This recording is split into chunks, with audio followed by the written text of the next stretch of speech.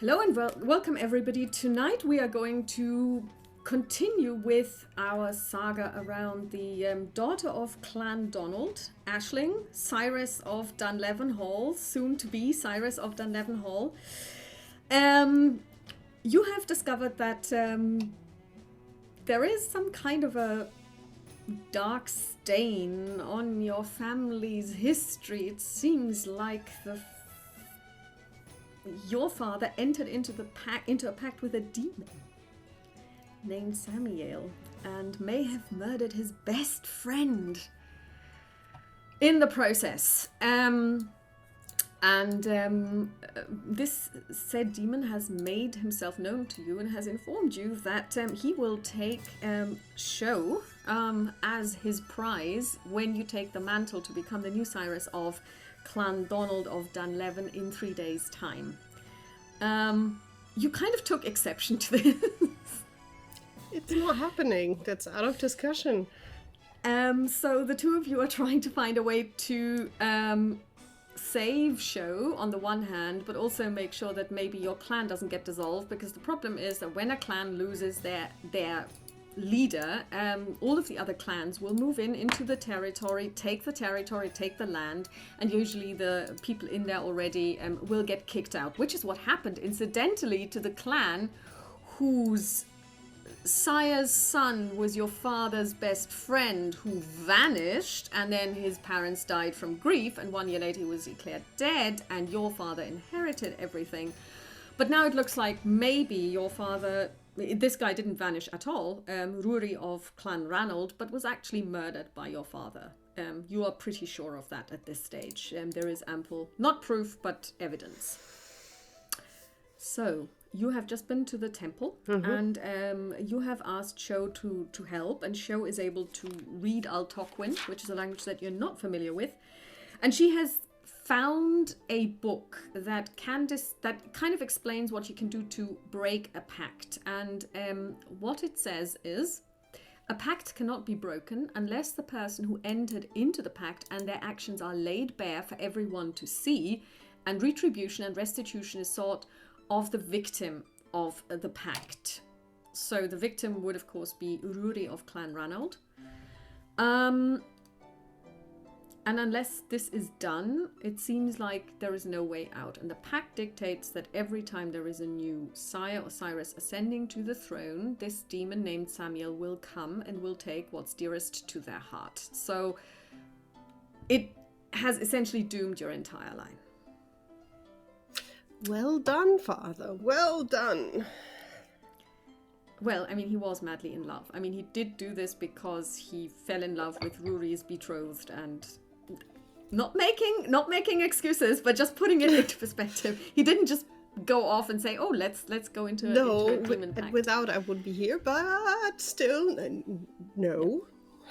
No. It's one of those things that we say no to. Mm-hmm. So, it's still winter. It's December. It's now the 6th of December, really, and it's a miserable day. It's cold, it's wet, it's raining, and you're standing outside the temple. What do you do? I will just shortly go through the options that we have to go, but what do you think? I think finding the old man would make more sense. Maybe he knows things. Maybe he also knows if there's a descendant of Clan Ranald left. Maybe. Let's go and find him. Okay. So, there are people around. So you are incognito because you're wearing a hooded cloak and you don't want to be known. So Show can make inquiries, and she does. And she says that the person that Duncan, the steward, had been talking to is in fact somebody who used to be a hunter but now works as a charcoal burner because he's too old to hunt, and he lives near Ranald Hall, or the ruins thereof, in the woods about 4 kilometers away from here, up the road. And you basically you go there, and you go on foot because you left your horse behind. But of course, you are both people who have lived outdoors, so 4K is nothing for you. If you really want to make haste, you can do this in 25 minutes. We will do so. And you arrive at, well, you can see that there is essentially a little bit of a path that leads off the main road, and leads into the very dense woods. And you go in there and you come across something that's more like a hovel. It's not even like the croft that you would have lived in was kind of like a stone building with grass sods on top, but that's even just a hovel made of wood. Sturdy enough, and you can. It doesn't have any. Well, it has got one window and one door, and then you can see that there's smoke coming from the chimney. And what do you do? There should be still something like a door, so she Yes, will there is a door. step There is a door. up to the door and just knock, just like. Okay. You hear noises from within, and a man opens the door, and he needs to stoop because the door is not very high, and he stoops and he steps outside, and then he stands in front of you. He is fairly tall, and he's what do you want? I will pull back my cloak or my hood, and be just like, "Good day, sir. If we could have a few moments of your time, it will be well paid." Step inside, and he steps to the side so that you can walk in. Thank you so much. And he follows and closes the door behind him. It's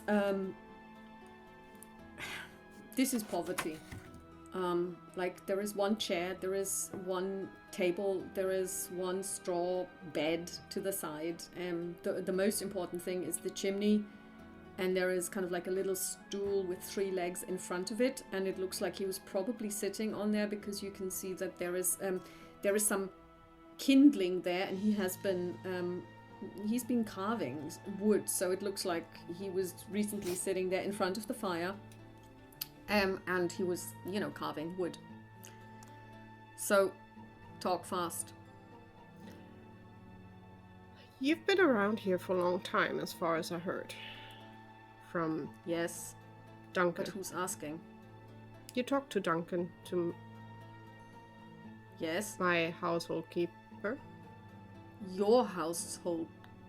And he kneels down. Just please stand up. You have Milady. worked a lot for our community and for yourself. I am curiously inquiring about the Ronald clan. I know they've been gone for a while, but I'm really curious if you might know someone of the clan still being alive, because I would really need their help. When you say someone of the clan still being alive, you notice that he starts moving his eyes. Okay. And you know that there shouldn't be anyone alive, because, or at least not here, and they weren't murdered, but they were driven out. They so were they driven have no out, right so to be there. somewhere there are definitely people. I know in the past things happened, and I'm not here to hunt them down further. I want to seek if we can bring the families together again.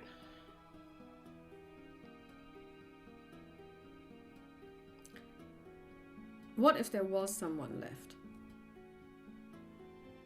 I would be curious what kind of person that is, hoping it is a good-hearted person. Because our country here needs good people in the lead, now with my father gone. Well, we have got you, milady. But I wanna make sure it stays like that in the future. That means getting all the strong families together. Oh, I'm pretty sure that your line will be strong. Your father had you, so I have no doubt that the next heir will be just as strong. If there is an heir. The Ranald family has ties to this land, and they were good people. As you know, The clan loses their head, the clan is dissolved, the clan leaves or is made to leave. Yes, our weird traditions. Still, they are people that were born and raised here and have their grounds here. And I would really like to At get that he them laughs together. quite bitterly. Grounds, land. I haven't been to... I mean, they have nothing. And he looks around. I haven't been to Rannoch Hall in a long time. I know and you shouldn't go. It's a dilapidated building. It's dangerous. As a child, I've been there, having adventures. It was a beautiful place, as far as I can see on the ruins. Well, your father certainly was there to have adventures too with his friend. I learned a few things about my father and his best friend. They spent so much time together. You know, they played at the hall. I mean, they knew each other from when they were like... They were almost the same age. I think Rory may have been just a year older. And they spent all their time together. The person you're talking to is probably in his late 70s, so he would be older than your dad was. So they were spending all of their time together, really. Until my mother came around. Yeah, but that wasn't until they were in their late 30s. They, they went hunting together and they... fought battles, as far as I heard from my father. Yes, and they played dragon slayers together. There's a glade beyond the hall. And as young men, they also went there to do some, they would practice. They would do weapon practice. And they would go hunting there as well. And and when Rory vanished, his family was grief-stricken and they died within a year. And then, well, his betrothed married your father, as you know. Yes. And she inherited everything. And the Ranalds left. As it's law to leave. Yes. You have any family left around here, or are you on your own? I hear you're working hard for making charcoal for the people in the village. I'm indeed the last of the Ranalds. And I would appreciate it if you could keep this to yourself.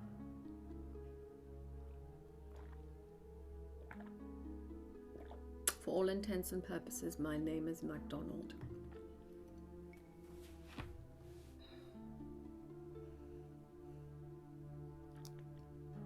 She would just sit and look at him for a while, just trying to get an impression of him. But her impression probably is that he is and was a hardworking man. He probably had to live through a lot of stuff with everything that happened.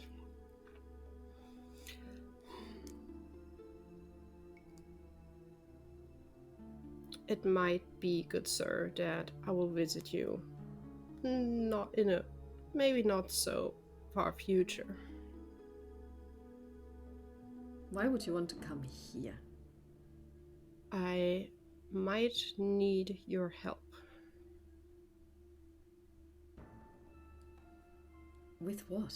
I'm a charcoal burner. I used to be a hunter. What could I possibly do for the Cyrus of Clan Donald? More than you can think of. And it's not only for me, it's for all of us here. But first I need to find out a few more things and clarify a few more things. But thank you so much for your help, Mr. MacDonald. And she will bow. He kneels and says "Milady" and bows. She would go through her pockets. Would she have any kind of, at least a little bit of money? You would have some money. I mean, very little, because obviously barter economy and all that, but you would have some money. She would just leave the rest of the money that she has on, if she can find like a small table, probably should be there. Yeah, there just is on the table. There is a table, yeah. And have a nice rest of the day. Stay warm. And she will step outside. Okay, the two of you step outside.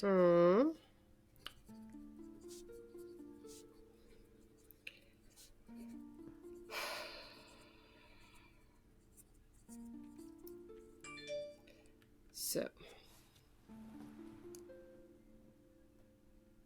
Siobhan, it means we have someone of the clan at hand. I just wonder how he managed to stay and not get rooted out.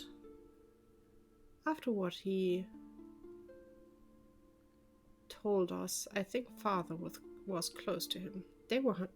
He was hunting with the boys.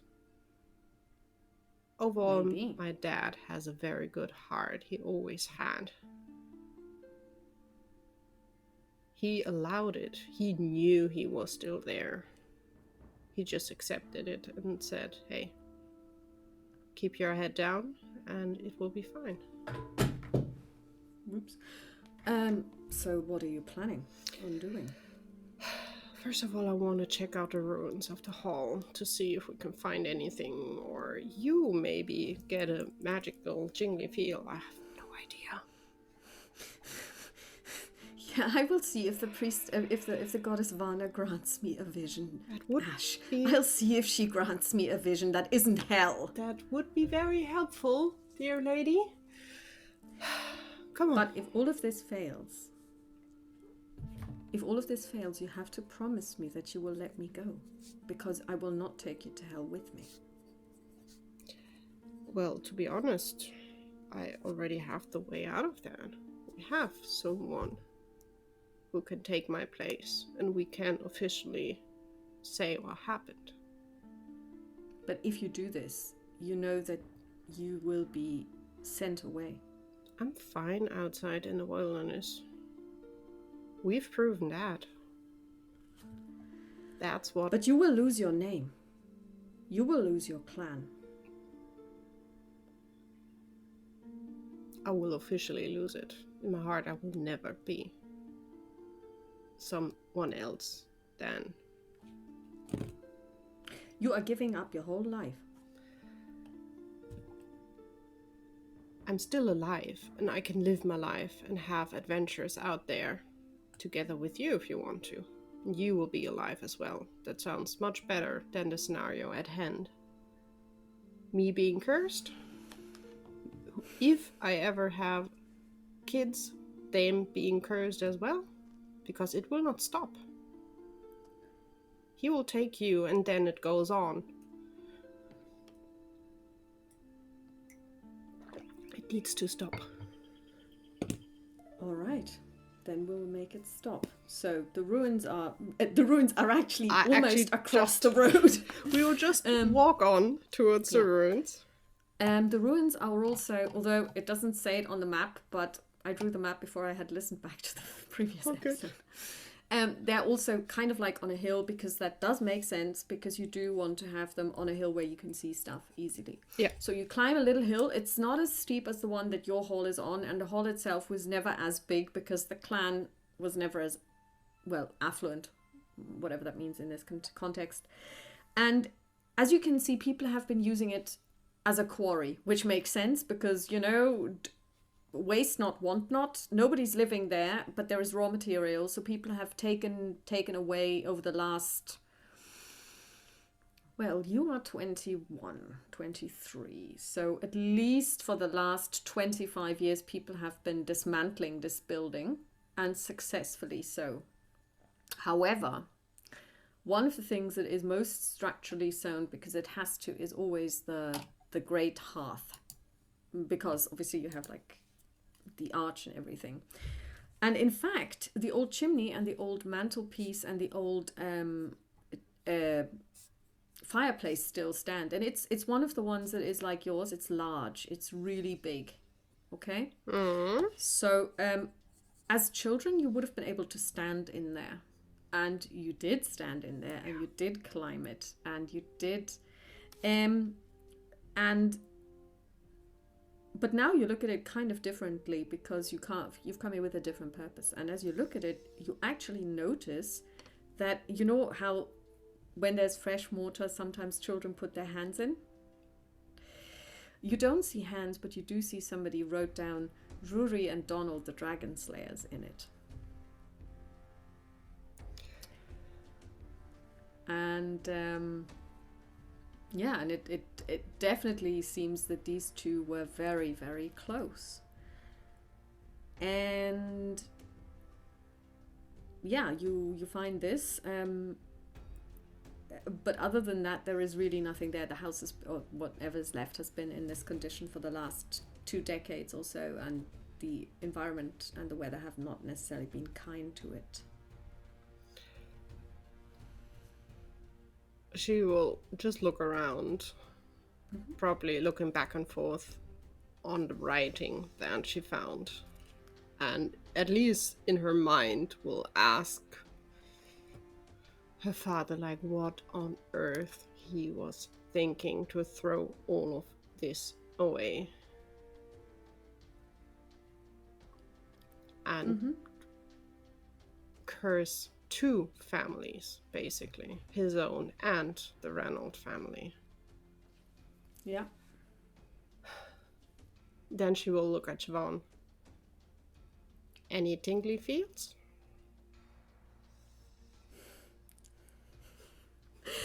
With a smile. No, your father is not present. Well, I would love to, because I would like to just shake him and understand how blind can love make. Very. Ruining 2 families forever. But you met Samuel. I can't remember him. Unfortunately, I was out of it. But didn't you say that he was kind of charming? And scary at the same time. Well, he didn't scare you because you even tried to hit him. I can't imagine any situation where I would be like, you need to murder your best friend to move on. This is just insane. To even think that is a good way to go and a good way to build a family. I can't understand, and I highly doubt I will ever understand. Do you want me to call your father? If you can. I can. Then let's give it a go. I want to tell him that I will tell everyone what happened. Oh. These dice are on fire. Ooh. She closes her eyes. Mm-hmm. And she says a prayer. Mm-hmm. To the effect, Lady Varna, grant me access to the land behind the veil. And then she opens her eyes and she says, I'm calling on Diarmid MacDonald, sire of MacDonald of Dunlevin Hall. And indeed, you can see that the air is beginning to swirl, like with a mist that wasn't there before, and an still incorporeal version of your deceased father appears in front of you. He looks very much like he did last night, so see-through, transparent. And he looks around and he says, why did you bring me here? Why did you do this?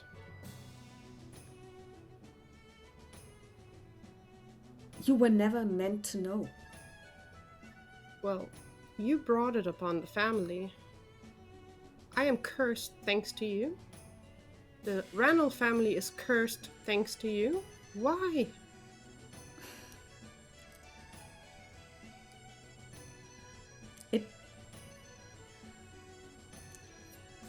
It just happened. I was mad.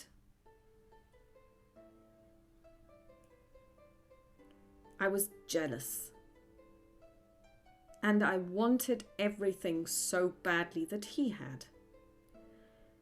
And I was offered a way. And it felt right. It felt so good.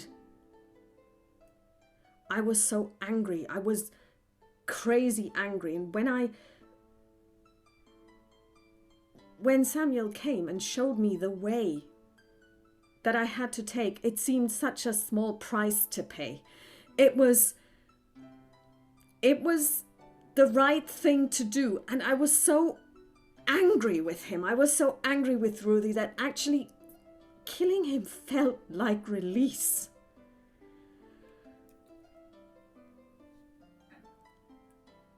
And then everything fell into place.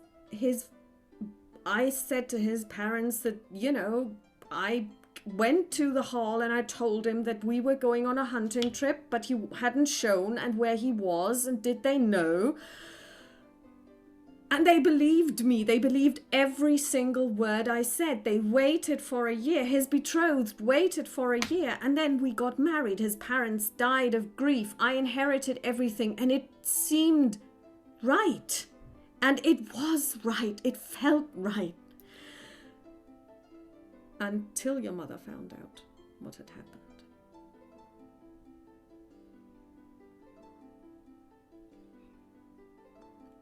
I don't know how, but she told me she knew, and she did. Maybe Samuel didn't play along the rules. I don't know. Why did you accept that the old hunter of the Rannoch clan stayed around? You knew he was here.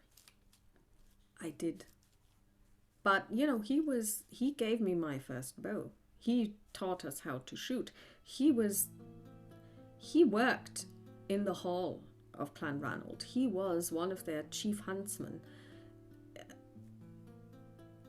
He was very fond of you boys. Or still is, kind of. The problem is, this is now the situation. Well, the situation is that I will have to tell everyone what you did, and will give him our home and go. But if you do this, they will send you away.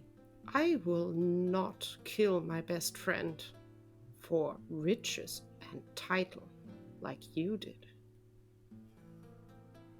And she will look quite down on her father for that. She is, at the moment, not very proud to be his daughter. She's ashamed for what he did. But if you do this, all of this was for nothing. It should have never happened. Mom should have been with the man who loved her and she loved him. This was never yours to take. It belongs to the Rannoch clan. And it's worse enough that I have to suffer through this because you weren't man enough to do this. You can see his apparition flicker. Yeah. And you can tell that he is now turning into the man that you are also familiar with, somebody who doesn't take, who doesn't accept criticism extremely well, especially if it's leveled at him by his own daughter. She will put the hand on the writing from the two boys. Mm-hmm. I will sacre this friendship, what you threw away. This was pure, this was good, and I will follow that. I have friends, and I value them. I'm not giving them up. And I want to end this curse. if I go on and if I have a family, the next generation has the same freaking problem. They will have to give up a loved one for this freaking curse. I did it for you as well. I did it for all of us. No. Look what our clan has become. You did. We have got all of this. She will probably slap her hand on the stone. You did it only for yourself. And then she will turn to Siobhan. You can let him go. This goes to nothing. Things will happen as I say. Siobhan says a couple of words, and the apparition goes away. Probably now is the point where Aisling will just grab a stone, whatever is near her, and There's plenty. With an angry scream, she will just throw it into the woods. Okay, yes, that was a very good throw. And it flies very far off, and it hits a tree somewhere. I almost regret doing this. He deserves to know. Yes, but that was hard. Yes, it On was. But it was necessary. I know that I'm doing the right thing. He still doesn't understand. Forgive you. He still doesn't understand that it was wrong what he did. It was without discussion wrong. And he's still not regretting it. No, he isn't regretting anything, it seems. I'm not proud of this. And this all belongs to the Ranulph clan. It was taken wrongly in the worst way ever. In the most mischievous, non-proud way. I don't deserve to have this. I don't belong here. And I want to do it right. And at least we have someone of the Ranulph family, even though he's old. But he stuck around. And he still talked well of my father. He did, didn't he? He will take good care of these people, and maybe he knows a few of his family that moved outside. There must be still Reynolds around. And maybe they'll come back to support. If not, the others here will definitely support.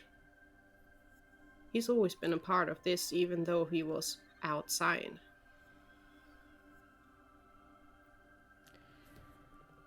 I will say this only once, but I truly mean it. I believe you deserve all of this, but not in this way. I don't want it in this way. I think you would be a great leader for your clan.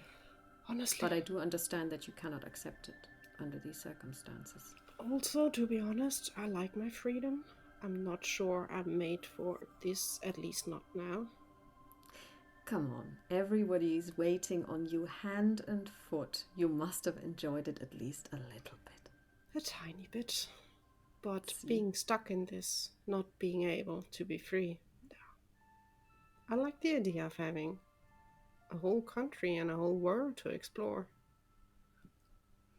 Yeah, and that's pretty much what your father and Rory wanted to do. They wanted to go off on adventure, only I think they would never have been able to, because they would have both inherited their lands, and they would have both inherited their clans, and they would have been going on campaigns and war.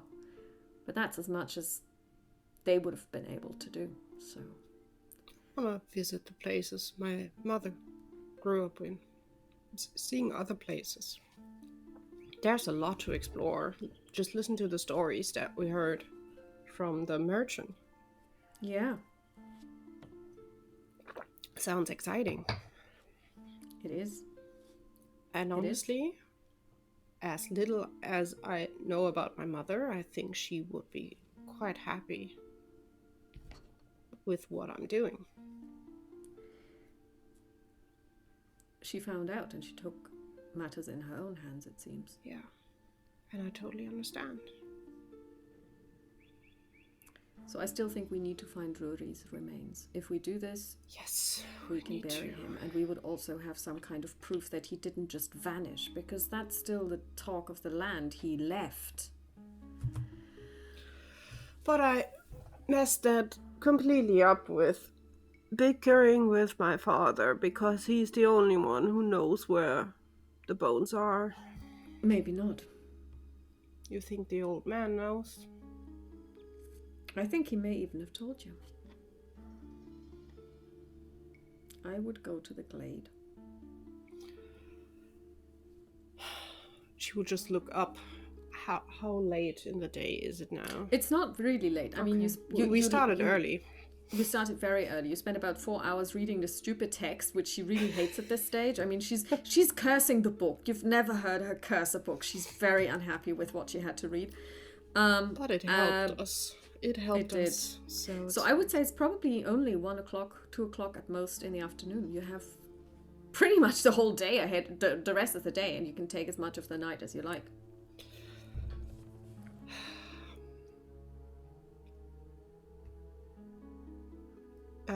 I think Aisling would know. How far away is it? Is it able to do by foot, or should we grab horses? No, you wouldn't be able to, because you would actually have to go straight into the woods. Okay. And the forest is quite dense. Yeah. But it's a glade, and it's beyond the hall.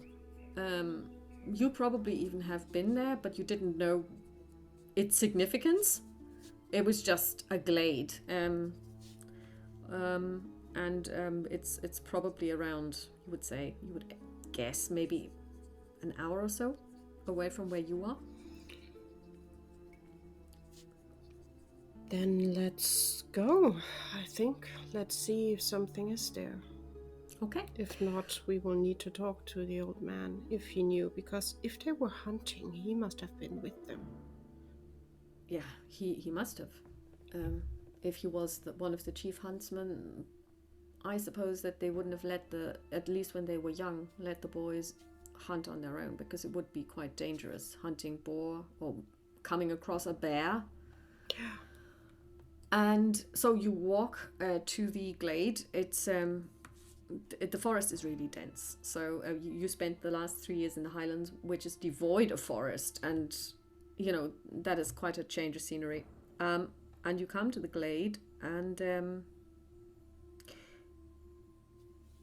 it is interesting because it's kind of sheltered. So there is, although it's winter, there is a lot of holly growing there. So you see all of these red berries.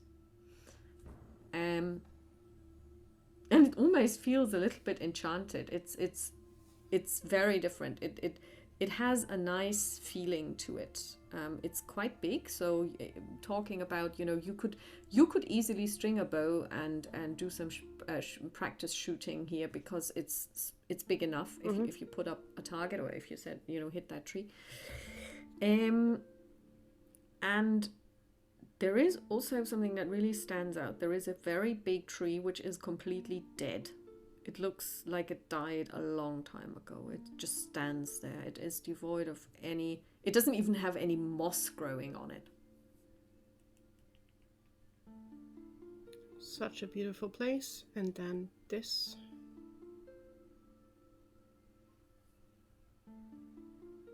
That is not a sign. You mean if that's not a sign, then what is? Yes. She will carefully walk up to the tree. Mm-hmm. And, oh God, what kind of stuff is she having with her? Well, I can tell you that you took your bow, you took your long sword. I have the sword with me. And you're wearing armor. You're wearing a chain shirt. And, of course, trousers and boots. She will use probably the sword to see how dense the earth around the tree is, because it's winter time. Worst case, it's frozen. And she will try basically to see if she can find anything that was buried there. It is a little bit... I mean, interestingly enough, when you go to the tree, you can also see that maybe there's a circle of, let's say, 2 meters in diameter, where there is no grass. Nothing seems to grow here. Everything is dead. I think we have the place. I'm really sorry, Rory, that we are doing this, but I think you deserve much better being properly buried. Come on, help us find you. And she will dig around the tree, basically. You dig around the tree, and you don't even have to. It's not a shallow grave, but it's shallow enough. Up after about 2 feet, which is not very, very, very deep. You uncover something as you dig, that looks like a femur. So it's a human bone, and it's in there. And as you dig, and then Show helps you. You actually find a human skeleton minus its skull. The head isn't there. And you do find a dagger. A very nice one. Beautiful craftsmanship. It's two-edged and it kind of tapers off, and it looks almost like the blade looks like a leaf. Mm-hmm. And it's got your family crest on it. She will take the dagger. Mm-hmm. We still need a head. Where did he put it? She will look around, maybe going on to dig around a tree to see if her father was crazy enough to put the head somewhere else than the rest of the body. As you do this, after a while, you hear a sound. Somebody's coming towards you.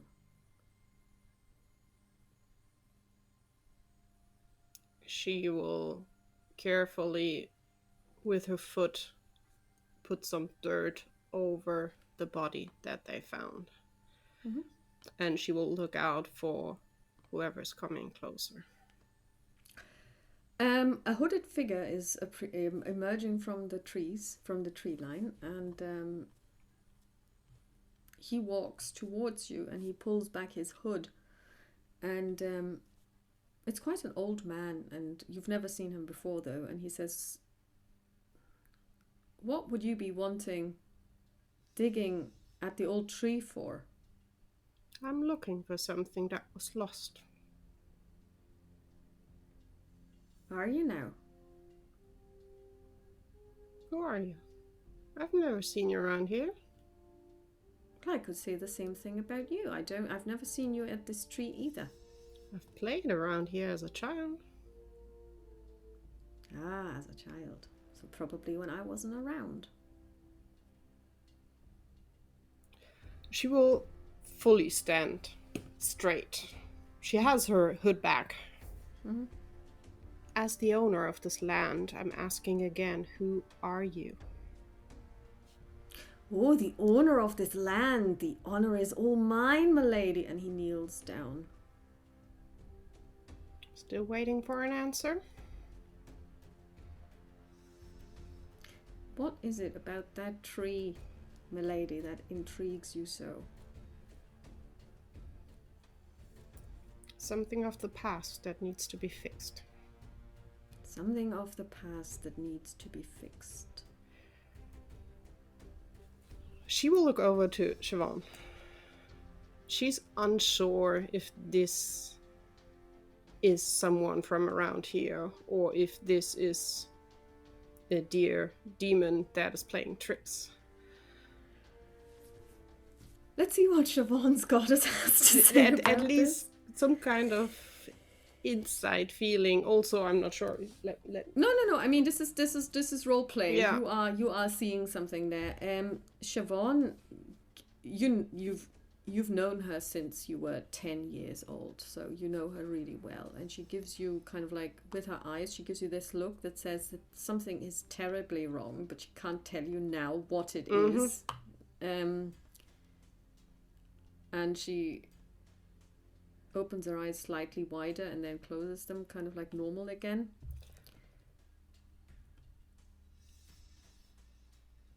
I'm waiting for an answer, good sir. It's been a long time since somebody has tried to assert themselves to me like this. My son was saying that you were strange. So different from your father. And he gets up, and suddenly in front of you, you see Cyrus, the dye merchant.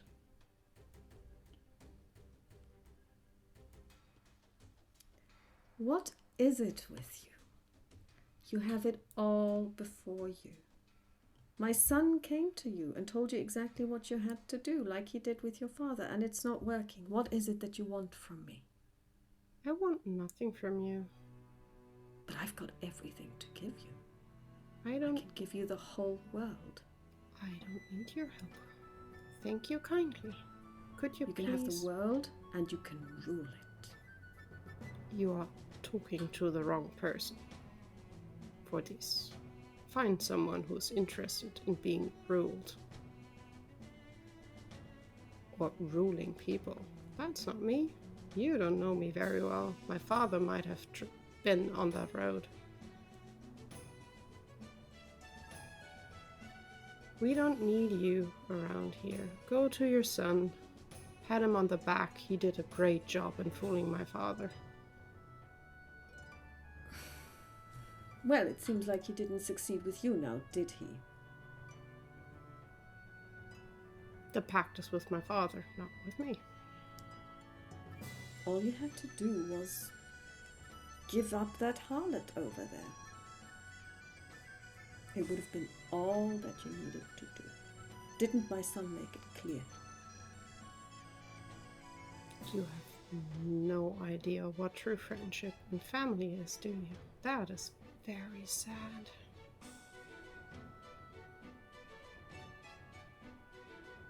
She will step back slowly while talking to him to stand near the tree.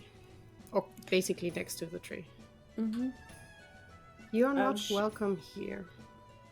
Come on. Show is turning completely white at this stage, and she's also moving away from him. She probably, not probably, Aisling will even motion to Siobhan to get close to her or behind her. You just have to wait patiently. My time is ticking. 1-2 days is nothing for you. Why are you so impatient?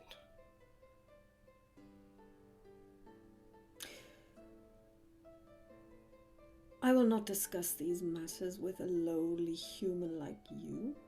I will see you in hell. And he vanishes.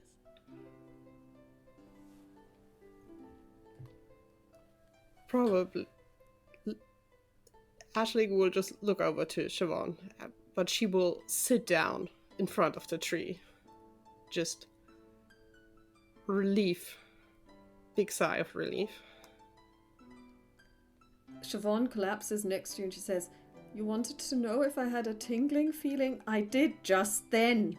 Even I had that, and I have no idea, but that felt completely wrong. We know the people living around here, but also means we were traveling with this monster the whole time. What is... I didn't realize Samuel had a father. Not that I had given it any thought. Me neither. The only thing that I really am curious about, why does he care that much? It's just one man who did a pact.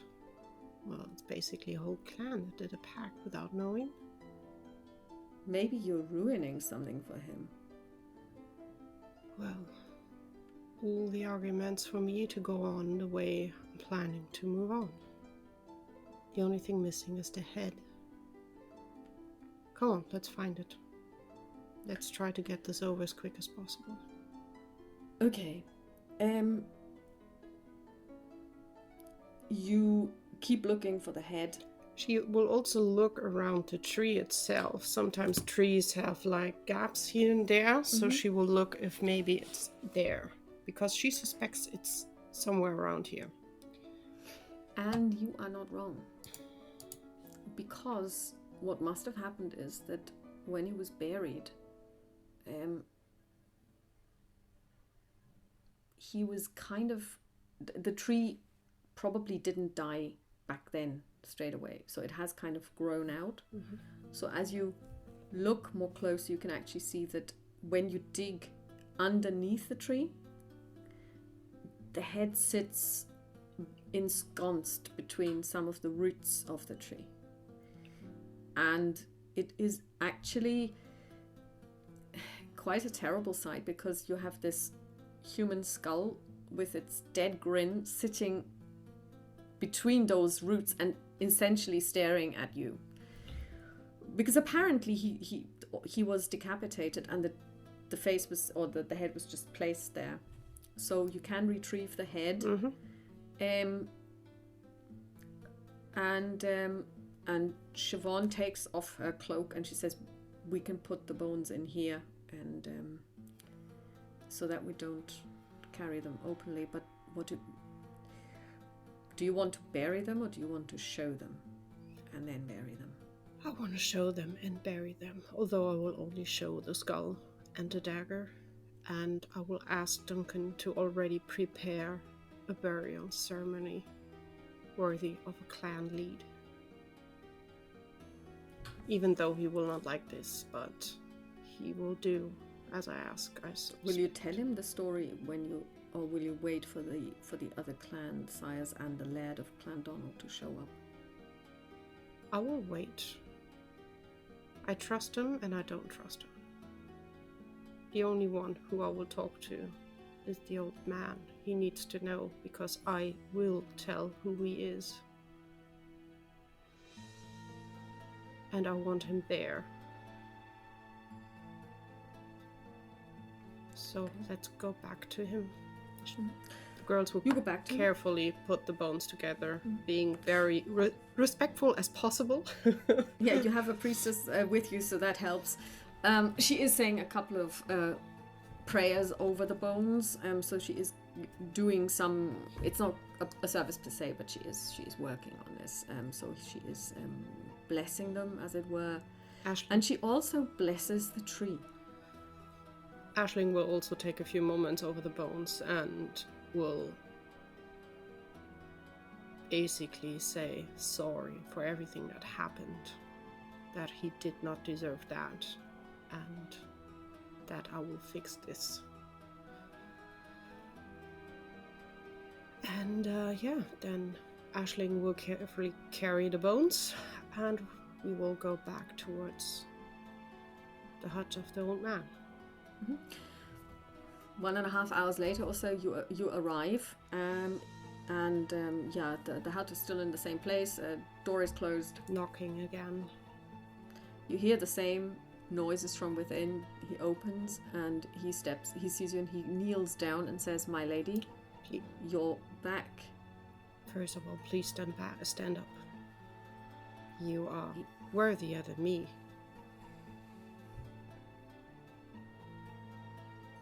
My father really cared for you. I cared for him as well. I gave him his first bow. Even after all he did to you and your family. Well, at least I got to stay.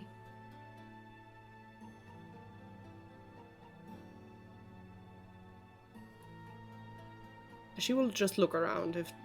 Probably there should be no one around, because we are outside of the village.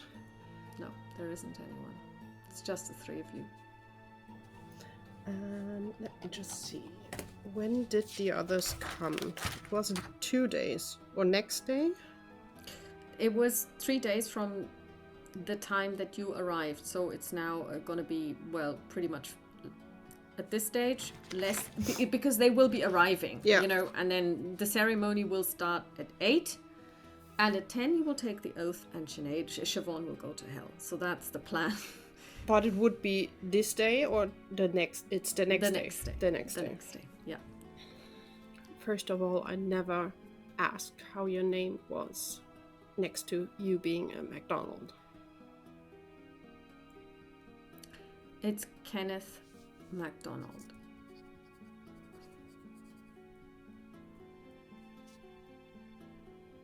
Aisling will kneel down in front of him. He is nonplussed. Milady, get up! And he basically, you see that he thinks about actually touching you and standing you on your 2 feet, but then he realizes that he can't do that. And he can't touch you. And then he kneels, and Siobhan is standing there going, oh, this is going somewhere. This all was your family's, and it will be yours tomorrow. What are you saying? It can't be mine. I can't inherit anything. You can. I am not of your line. We will right what was wrong. This is land of the Ranald clan. It always was, and it should have never been MacDonald. I will make this right. I will end the curse. Because honestly, my family and the clan and everyone here is cursed. Your clan as well, because this is not how it should have been going. What do you mean it's not how it should have been going? My father did a horrible thing. Your father, he grieved. He was searching for Rory for a year until he was declared dead. I mean, what could your father possibly have done? He killed him to get my mother, to get the land, to get the title. He did not care. I can't believe this is true. He would never have done that. The two of them were like brothers. Well, if you do a pact with a demon who tells you he will get the world. A pact with a demon? He takes a moment. Oh. You can tell that he is between not believing you and between being completely outraged, because you have just basically told him that the person that has let him stay, the person that he has adored since he was a child, you're saying that he entered into a pact with a demon, which is a no-go. She will pull out the dagger from her belt that she found with the grave, and she will just hold it out. He takes it and he looks and he says, I know this dagger. What? It was a present from your grandfather to your father on his 16th birthday. I remember it like it was yesterday. Where did you find this? Carefully push the bundle next to her. She will probably grab inside and pull out the skull, just the skull. It was buried with Rory's remains. My father told me he admitted that he did this. But why? He would never. I mean, he can't have. He was madly jealous at everything Rory had. I don't understand it, to be honest. That's why I want to fix this.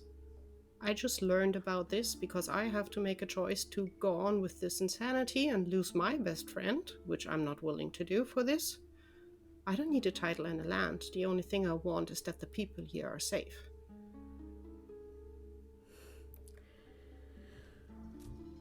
Okay, I mean, in your society, saying you don't want a title and a land is like being a revolutionary. That's beyond everyone's comprehension, because this is what everyone strives for. So he has a lot to take in, because people would do more than just kill each other for land, you know. So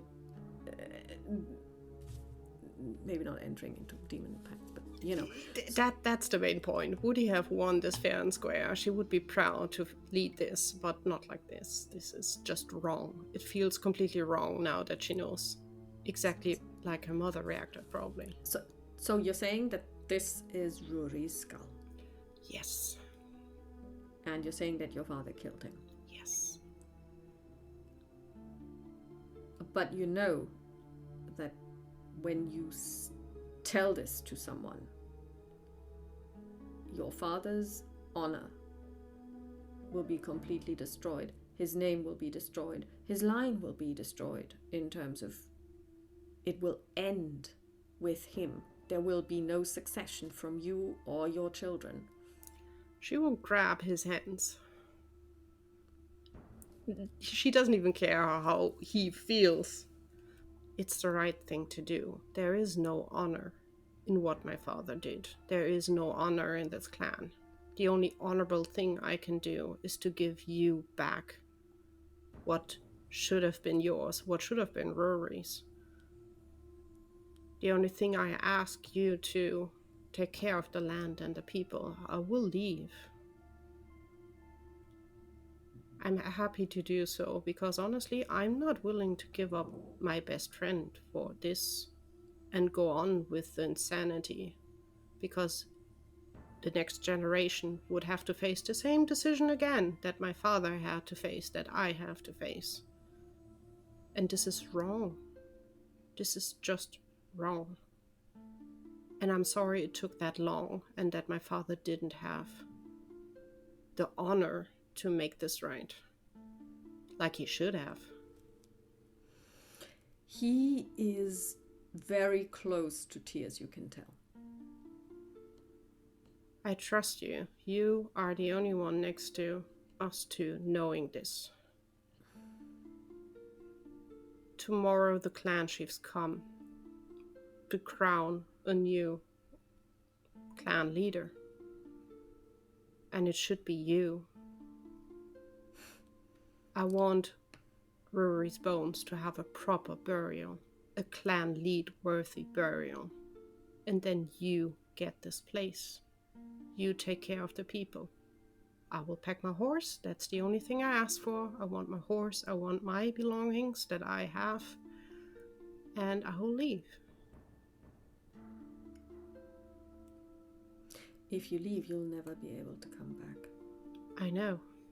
There's so much to explore out there. I can see the place my mother came from. There are good people out there. I will find a place to build up a new life. An honorable life, hardworking life. Not like this. I can't stay here and be the leader of this knowing what my father did and what this was built on. And I'm glad that I found you and that you kind of trusted me to give me the hint that you were from here and that you are from the original clan that should lead this part of the country. I don't know if they will have me. I'm a charcoal burner. You were brought up for this. I wasn't. I have good people around that will serve you and help you. Duncan knows the ways. You will quickly be on board. You don't have to worry about that. And the other clan leads don't have to know that you are not well prepared. You worked at Ranald Hall. You know the ways. You were lead hunter. You were around the boys. You just have to go back a bit in your memories and you will know a lot of what has to be done. You can tell that there is... I can't read. Duncan can. You can trust him.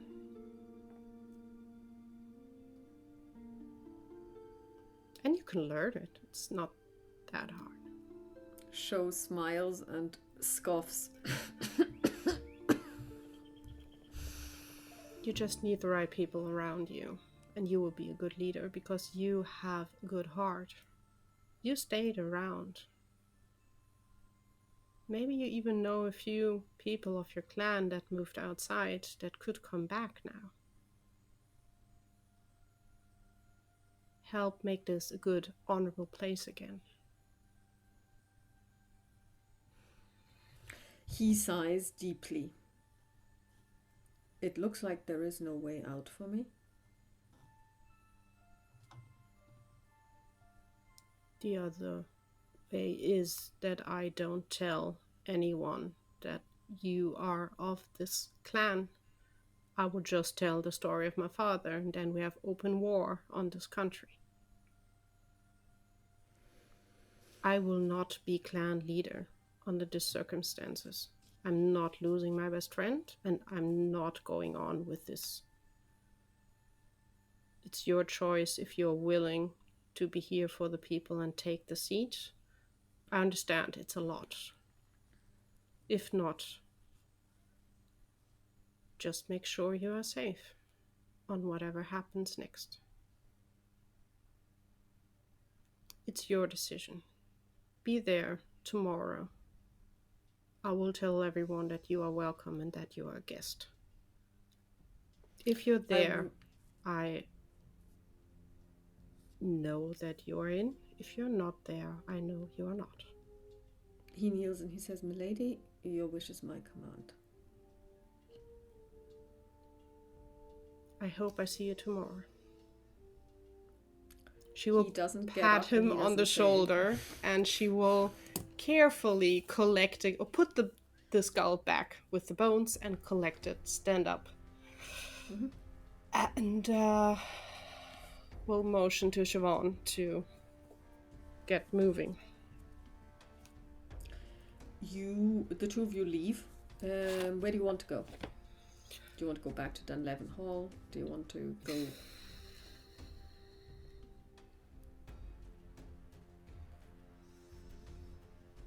Siobhan, do you know a place we can stay overnight? I'm not sure I want to go home, to be honest.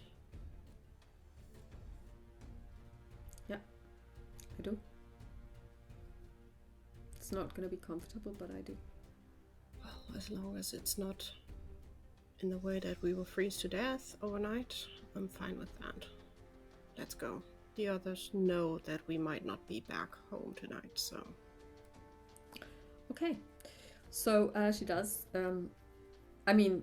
She grew up in the area, so she does know a couple of places where you can stay.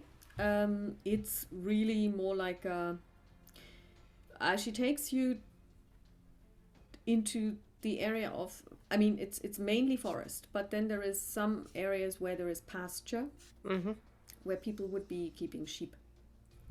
And those sheep also have those little lean-tos where they can huddle together in bad weather. Now, this being winter, of course, there are no sheep. And so she takes you there and she says, well, it's, as I said, it's not very comfortable. It has a roof. It does. Let's collect some wood and make a little fire. That's not a problem because you are in a forest. It's a meadow in a forest. So you collect some wood, you make a fire, and she sits down and she says, "It's almost like home. Only we had 4 walls." Yeah. I miss our place. Me too. That was still our land where we were, or were we outside? Well, it's kind of, it is and it isn't, because it's very far flung, so it would be kind of Clan Donald, but it's like Clan Donald. This is Clan Donald of Dunlevin. This would be your land. So it's, and also the people surrounding you were not necessarily from your clan, because nobody really wants to live there. So some of them might even have been former criminals that were sent into exile, or really, really poor people who couldn't afford to get a sword, so they couldn't follow their laird, so they were sent away, dismissed, because they were unfit to go to war. So it's it is not disputed land, but it's not. Yeah. We could come back. We can move south. You could stay here. You don't have to leave if you don't want to.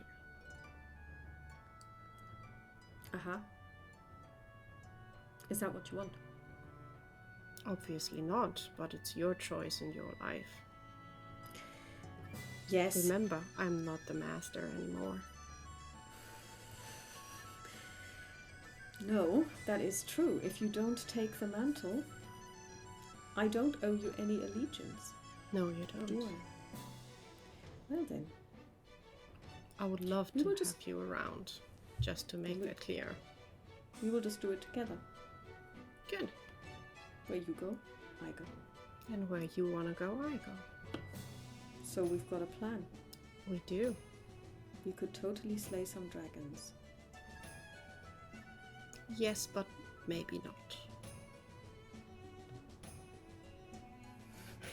You faced 2 demons down in 2 days. But I'm not fighting them. I just Yes, want to get rid of that. them. I do think we need to talk a little bit about your demon affinity. Not now, but I think we need to talk about this. I don't have an affinity. I don't like them. I just think want they them to like go you. away and leave us alone. I mean, at some point, not today, not tomorrow, not even in a year, we do need to go to Prioressa. And you know, Prioressa, you know, that is the center of the church. Because I have heard of people who, you know me. You know how my goddess takes an interest in me. Yeah. There are those in whom the demons take an interest. Well, thanks to my father, I've been born cursed. It's more than that in your case, I'm pretty sure. I don't mean to alarm you, but there is no easy way to say this. Well, we've always been honest, and I'm thankful for that. Then let's try to fix me as well, if possible. I'm happy if I never have to have any kind of contact with any demon anymore. Fixing that may take a long while, and it may not even be we may not even be able to do it here. We may have to travel far. We need to find out who that one was. We need to find out. He says he's Samuel's father. We need to find out who that is. We will do that in due time. I just hope tomorrow they will try to disturb this. I'm just not sure how.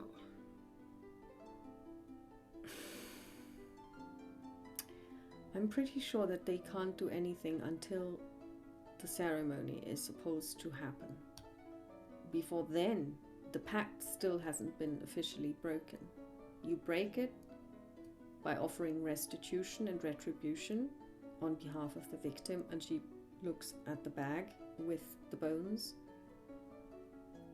And you also officially have to decline the mantle. That's the easy part, to be honest. And I believe that this is not what they were counting on.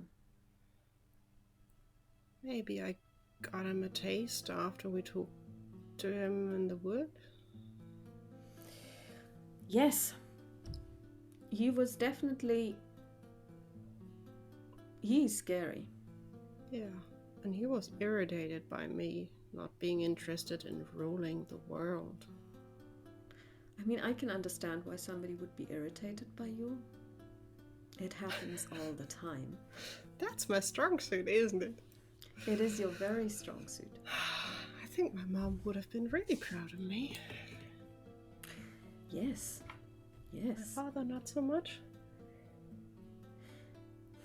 I still think it was anger talking. I'm not sure if this was really him. Well, it was anger on my side as well. So that's how we communicate quite often. We've always done that, even when I was younger. We're good in fighting. I remember. Yes, I remember.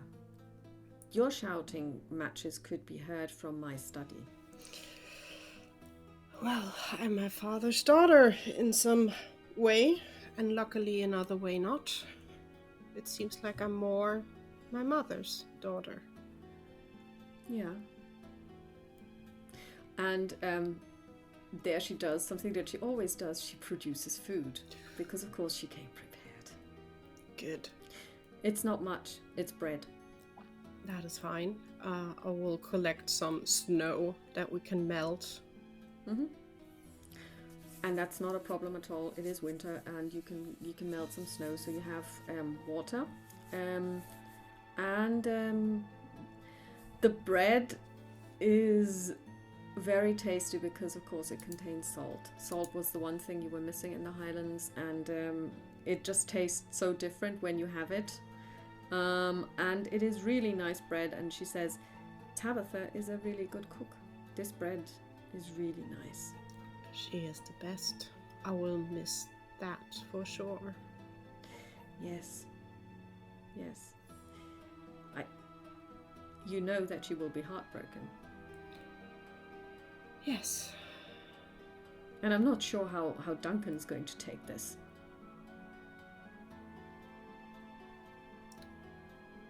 The only thing I can make sure is to make clear that no one knew. Because I can't imagine Duncan knowing what happened. Even the old man didn't know what really happened. They all thought my father was innocent. Nobody really thought about guilt. It was he had vanished. I mean... My father was really good in playing. Well, he was probably sad about losing his best friend, weirdly enough.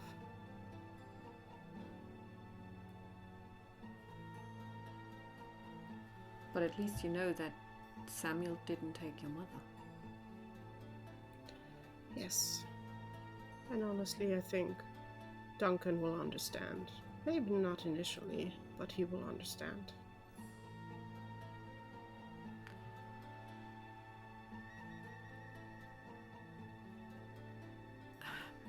I just hope the others will accept Kenneth and not make his life too hard. There is something else that I need to tell you. Okay. Your father entered into a demon pact. Yeah. The gods do not accept that kind of behavior. I understand. Once this is done, he will go to hell.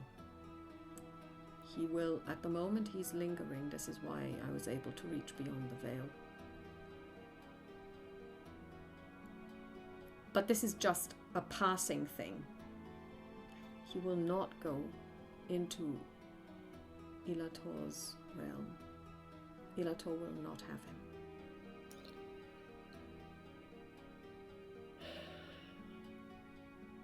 It was his decision. He's just paying the price now for what he did. He could have ended in the right place if he would have been honest, at least at the end of his age. I'm just telling you because I know that you always miss those religious lessons. You were always too busy angling. Well, in practical life, not to be against your goddess, thank you for your help, but practical things are much more worth to survive and get through in this world than knowing all the details about everything in God, hell, heaven, and all the other things. And for that I have you. That is true. But honestly, I already suspected something like that. I only hope my mother is in a good place, because she deserves a good place, because she didn't want this. And I hope, honestly, that Rory is in a good place, because he didn't want this either. Well, we know that Rory's in hell with Samuel. He told you. The question is, will he be set free? If we bury him properly and we clear this up? I will pray. I will pray to every single god in Alba that he will return. Weirdly enough. Not to this world, but to Ilator's realm. I will try my best to support that with whatever kind of praying I am able to do. When you think of the gods can hear you. Just think of them, Ash. Just for once, think of them. Ash will look outside and probably think of them and will ask for their help and support in this, and also for the help that Rory finally can get back where he belongs, because he's one of the good ones. Yeah. And, show, it's time now for her to recite her psalms, which she does every evening. And you can almost recite them with her because you have been hearing this for 12 years. It's calming and it's a nice It is. evening ritual also for Aisling. Yeah. And then she has some more bread and then she says, yeah, I think now is a good time to go to sleep. You sleep. I will stay awake. Are you sure? Yes. I don't trust them. I will keep my eyes open. All right. But don't go anywhere without telling me first. No, I will just sit here. Make sure the fires are going out. Looking out for you. Looking out for the bones. Looking out for myself. That we make it all in one piece tomorrow to the place we should be. And she goes to sleep and she pretty much falls asleep almost immediately. And it is now probably around 10 o'clock. It's not that late, but of course it's pitch black dark. Yeah. So you have pretty much 8 hours of darkness ahead of you. No, maybe even more because that would take it to 10 hours of darkness because it's winter. And you look out. What do you do? She will probably just keep herself busy with tiny things. So like making sure there's enough fire. They probably have a little pile next to the fire that she can just put more in. She will clean her weapons. She will in between have a look at the dagger that belonged to her father and her grandfather, as far as she understood. It's a beautiful piece. It's really good craftsmanship. And although it's been in the earth probably for 24 years, there is not a blemish on it and it's still sharp. And she'll probably hum a little song, just again to keep her busy, not to fall asleep. And she will in between just look around. She is so much worried about wildlife, although she knows probably there are wolves and other things around here, although they usually don't like fire, so they should stay away, but she will just make sure and look around that there's no one else coming close. Every so often you see a shadow flitting past, an owl hunting, maybe a couple of bats as well, but everything stays quiet. And it's and after about like maybe 1 o'clock, 2 o'clock in the morning, the clouds recede, the rain stops, and you see the pale light of the stars shining down on you, and it's really cold now. You can see your own breath as you exhale, but the fire is kind of keeping you warm. I won't lie to you, it's freezing cold. But it's almost like, for the first time in several days, you are now alone with yourself, and there is it's almost peaceful. And you can hear the shadow breathing of Siobhan lying next to you and being very quiet in the stillness. And as a matter of fact, a fox walks past, hunting mice. She will not move, but closely watch the fox and probably wish him good luck. And he is lucky, so your wishing works. These pouncing motions that they make, and then he's got something, and you can see that he's got something in his mouth, and he runs away. Well done, little one. And so Basil Brush was successful in his hunt, and the night passes, and pretty much around 7 o'clock or so, Sho wakes up because that's when she would usually get up. So she's got an inner clock, and she wakes up and she says, "Did you not sleep at all?" No, I took watch, as I said. Honestly, I don't feel like sleeping, but it was nice to have a calm few hours before the storm will come. All right, so you didn't sleep at all. So you just stay where you are and let me get something to eat. You stay where you are. Okay. And she gets up and walks away. And she comes back presently with handfuls of snow for you. And she says, you can melt this while you wait. And she walks away again. And then she's gone for a little longer, but she does come back eventually, and she has found some berries, which are frozen, and still some nuts. And she says, when you know where to look, Varna will bestow upon you the salt of the earth and the fruits from her bosom. And she gives you fruit, because that's what Varna stands for. She's the goddess of fruit. Mm-hmm. Among other things. And she gives you and she says, I'm pretty sure that whoever I stole this stash of nuts from is now cursing me under their breath, but we needed them more than they probably have more stashes here and they're hidden. They probably do. It's a meager meal. I mean, it's nuts and it's fruit, but it'll have to do. We can grab some fruits when we're back. So are you planning on going back to the hall now and then talk to Duncan? Yeah, get everything prepared. They may actually make you leave straight away.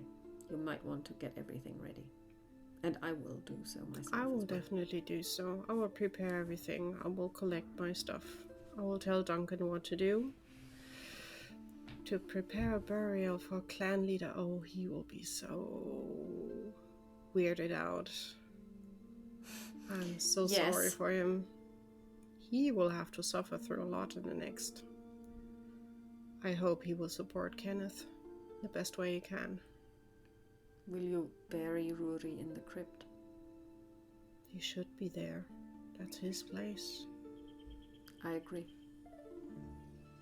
Duncan will think I want to murder myself, won't he? Yeah, be careful how you say it. Well, we will see how. I'm not the best with words, so I'll probably shock him because I'm good at that. The only thing I want to make sure Isn't that the truth? Is that the freaking merchant is not there anymore. He has to leave now. Well, what do you do if he's still there? He is not welcome to stay. Period. All right. Yeah. Because honestly, I don't want him sneaking around and not showing up for this. Although I'm quite sure he will anyhow. We will see. I'm not even. Should I even bother? It's probably making more trouble than it will help. We should just stay away from him if he's still there. It would show guts if he's still there, to be honest. He's a demon. I doubt he has guts or needs them. He is immortal. Well, the good thing is not everything can be done and led by them. We still have our own minds and we can still do what we want.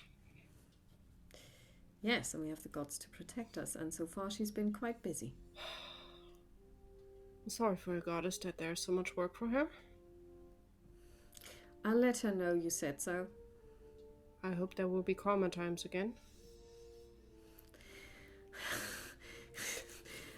For my own and your sakes, yes. I hope, you know what? After this, we should just go back home for a couple of weeks and not do anything. Just living. Some hunting, some farming, some gardening.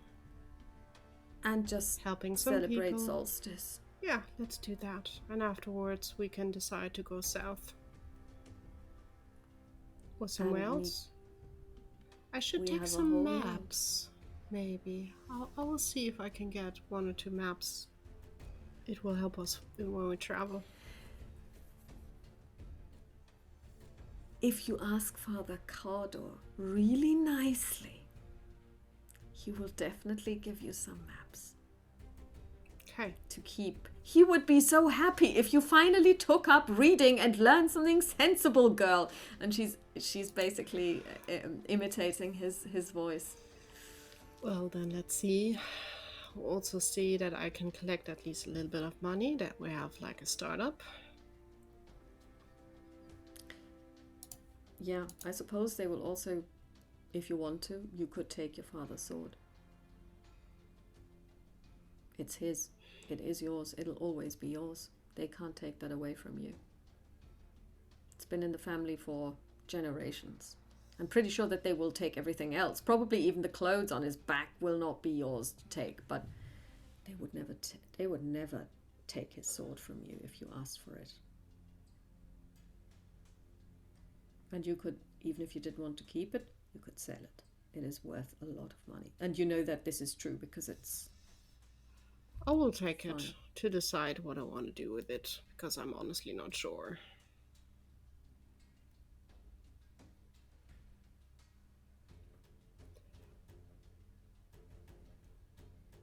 We'll see.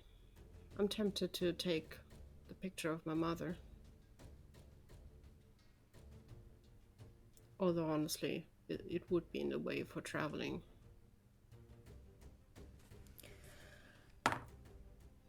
You think it would be possible to probably take it out of the frame and roll it up? And roll it up because it's on canvas. So it would still be quite big, but it's something that you could take together with the maps. That is then a plan. Okay. Then let's take a relaxing walk back to town. She will put the hood up again. Mm-hmm. Maybe not through town, but sneak around to get back. Okay, so what you can do is you can go, well, basically from where you are, you can just basically cut across country through the woods. Not a problem for you because your orientation skills are extremely high. And you know this because you grew up. Yeah. And you can cut across and then go directly to the church if you want and get the maps. That's not a problem. And then that would be first. Behind and double back and go directly to the hall without actually passing by. You pass by the lake. Yeah. But that's about it. Yeah, that sounds like a plan.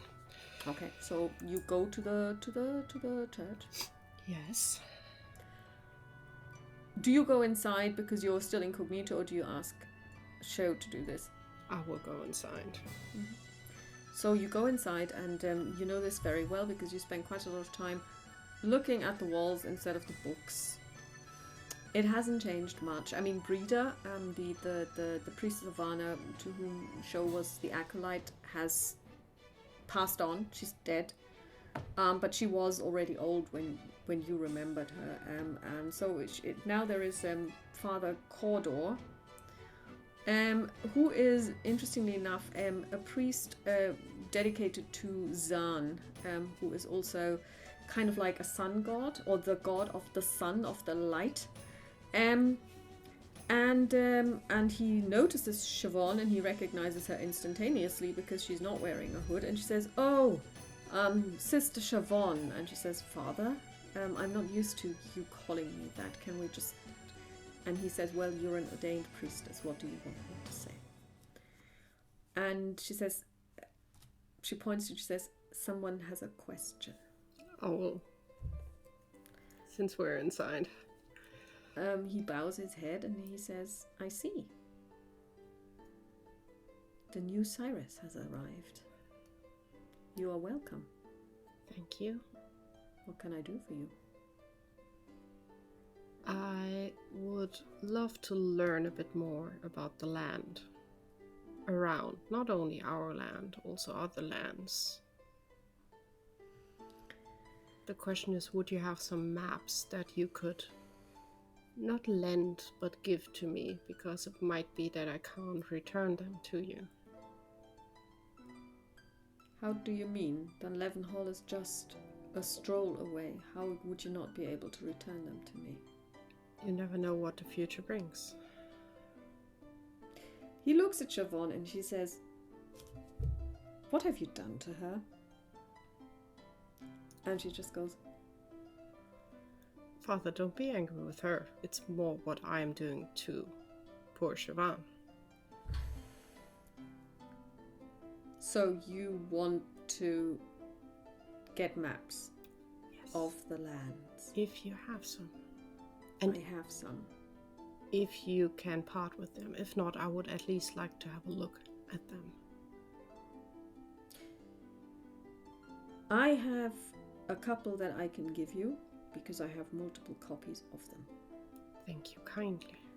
And he basically goes away and he comes back with, it's not a book, but it's kind of like a huge, really huge double leather thing.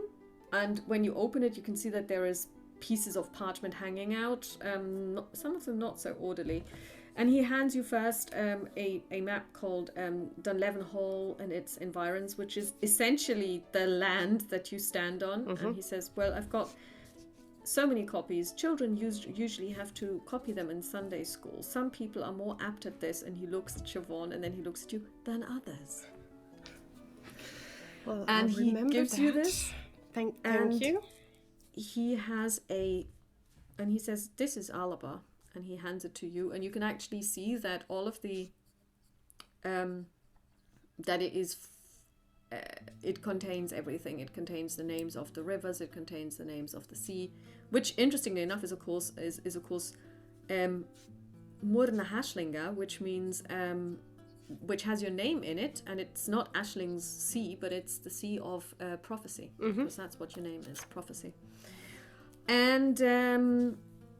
So he hands you this and he says, and there is something that you probably can't use, but I've got it several times, and it's a map of Chrysaea, interestingly enough, which is the place where your mother is from. And he says, yeah, these are all the maps that I have.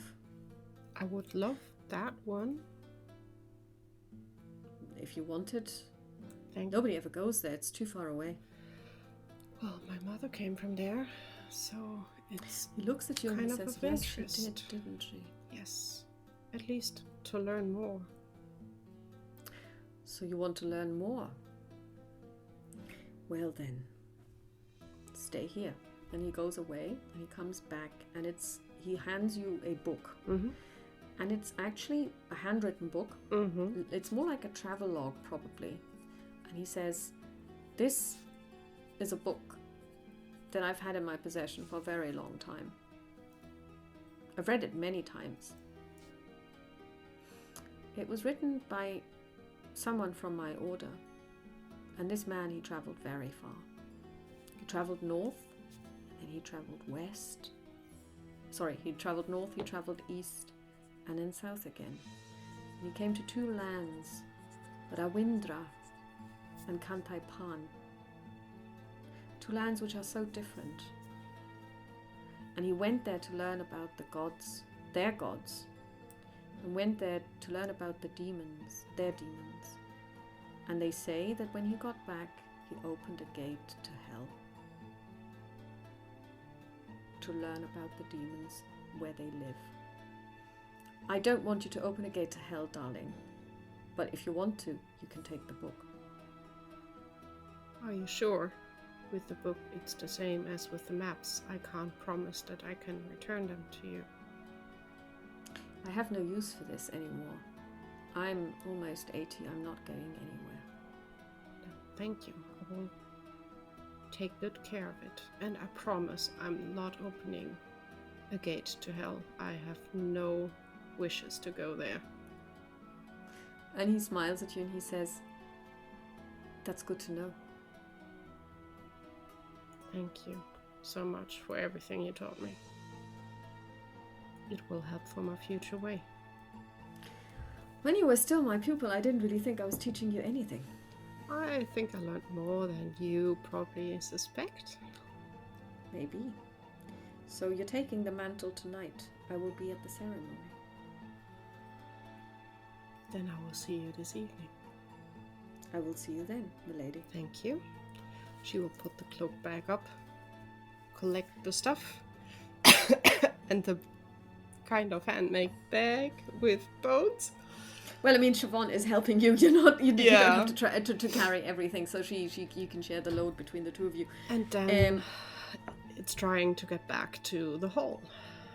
And you get back to the hall, which is not a problem at all. And the hall's fairly busy now, so people are walking around. Stable boys, Tabitha, you can see her directing some people to catch some of the chickens that are running around, because I need chicken broth tonight.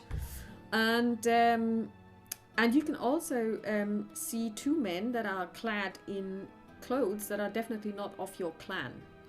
So they are assembling now. Yeah. And you can tell from their tartans that one of them is of Clan MacLeod, and the other one is of Clan Buchan. And you know that these are clans that are not too far away, and you're still waiting for the Frasers, the Macduffs, and the MacTiernans. And of course your laird, Kerwin MacDonald, who is your father's feudal lord. So basically he would be there to present you with the mantle, so he's the most important person. Uh-huh.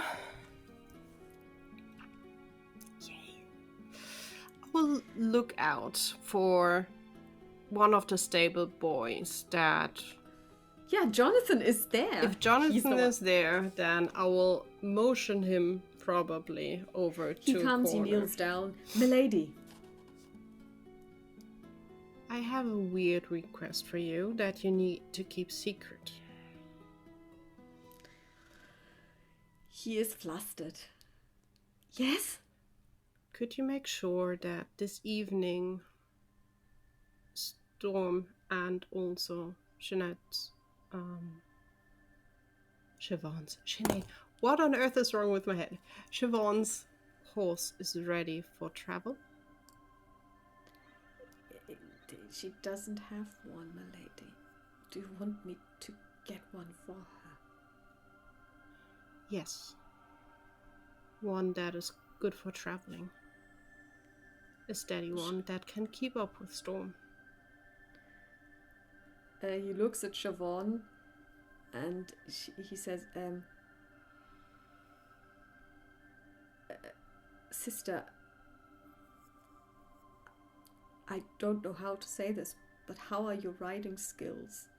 And she's like, all right, I will find a calm gelding for you. We will manage. Just be quiet about it. Maybe start when everyone else is already in the halls. Then no one will really... At the feast, you mean? That will Yes. not be a problem. I'm on duty tonight anyway. I was a bit sad about this because I really would have wanted to see you take the mantle. I can tell you, you are not missing out.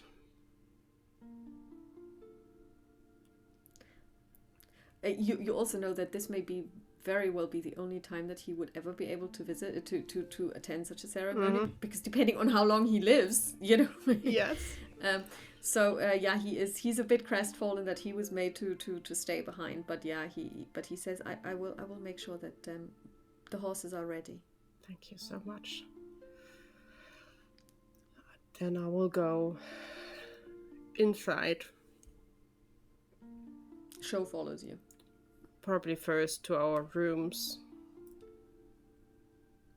She will look for a chest that she can maybe empty where she can put the bones in. Not a problem, there are chests. Then she would basically leave open for Siobhan if she wants to follow around or organize herself. She will just look for Duncan. Mm-hmm. Yeah, so while you look for Duncan, Siobhan actually does go to her room and she says, I will pack. Yeah, I will pack afterwards, but I need to inform Duncan. He needs to prepare first. Mm-hmm. So she goes away. Okay. Then I will go downstairs, and if Duncan is not there, I will ask the next servant that I can see if they know where. They do know, because he's in the Great Hall and he is preparing everything, and you can see that, tapestries have been cleaned and aired, and candle holders have been put out, the chairs have been polished, and he's basically directing people to do what's right, and he, oh, milady, and he kneels down. Duncan, could we have a word in private? Yes, about your affairs, where you had to leave in such a hurry because it was a matter of life and death. Yeah, kind of linked to that, yes. Of course, milady. And he takes you to a room where there is nobody else. It's a bare room. There is nothing in there. First of all, thank you for preparing everything. I've seen a few of the other clan leads, but not everyone is there yet, isn't it? Aren't they? No, Clan MacLeod and Clan Buchan have arrived. They will be made comfortable presently. They were just wanting to clean up after the long ride. Maybe a weird question, is our merchant still there? Cyrus, I haven't seen him. I mean, he was meeting with the weavers, so I assume he's still talking to them. Why? Is there anything that... I'm not sure if he's got enough dyes to dye anything for tonight for you. No. Oh, God, no. I was just curious. Doesn't matter. We don't have to worry Well, about I can that. tell you he hasn't left, so if you want... I mean, his horse is still here. Yeah, that's what is kind of not the most important. Do you want me to get him for you? No. I don't want to see him. Milady. Things happened. Did something happen on the journey? Did he do anything to you? No, on the journey he was the nicest gentleman ever. I know now he's not, but that is something. I will have him arrested post-haste. No, you can't. Let him just go. He will be unhappy enough after tonight. Milady, I am not following a single word you are saying. It's better that you don't. Just stay away from him. Let him be. Let him go. And try not to make any kind of trades with him if possible. I know I started that we should trade with him, but try to stay away from him as best as you can. But that's... Your wish is my command. The main thing is... She's thinking about that Siobhan said, make sure you phrased this good. I have a probably weird request now in the times that we are. I would need you to prepare a burial.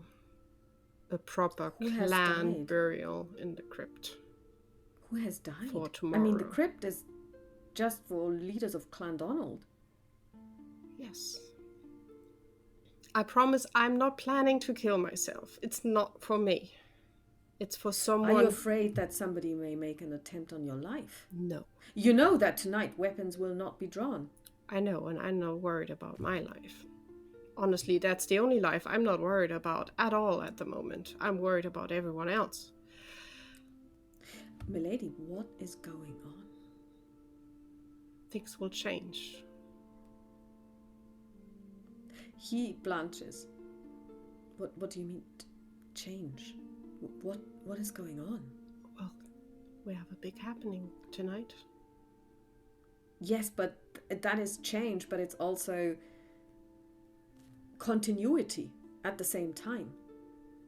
Well, we will see. Milady, you will be taking the mantle and the oath at 10 o'clock tonight before the gods, the laird, and the other sires. I will be there tonight, I promise you that. What are you saying? I want one promise from you, as long as we are still where we are at the moment. Please support the clan and everyone around here as best as you can. Whatever happens. And he kneels and he says, I gave an oath to do that. How can you question that? Have I given offense? Have I... No, but... Not done... Things will happen. And it will turn everyone's worlds upside down. He swallows and you can hear it. You just have to trust me. It's the way it has to go. The path is clear for me.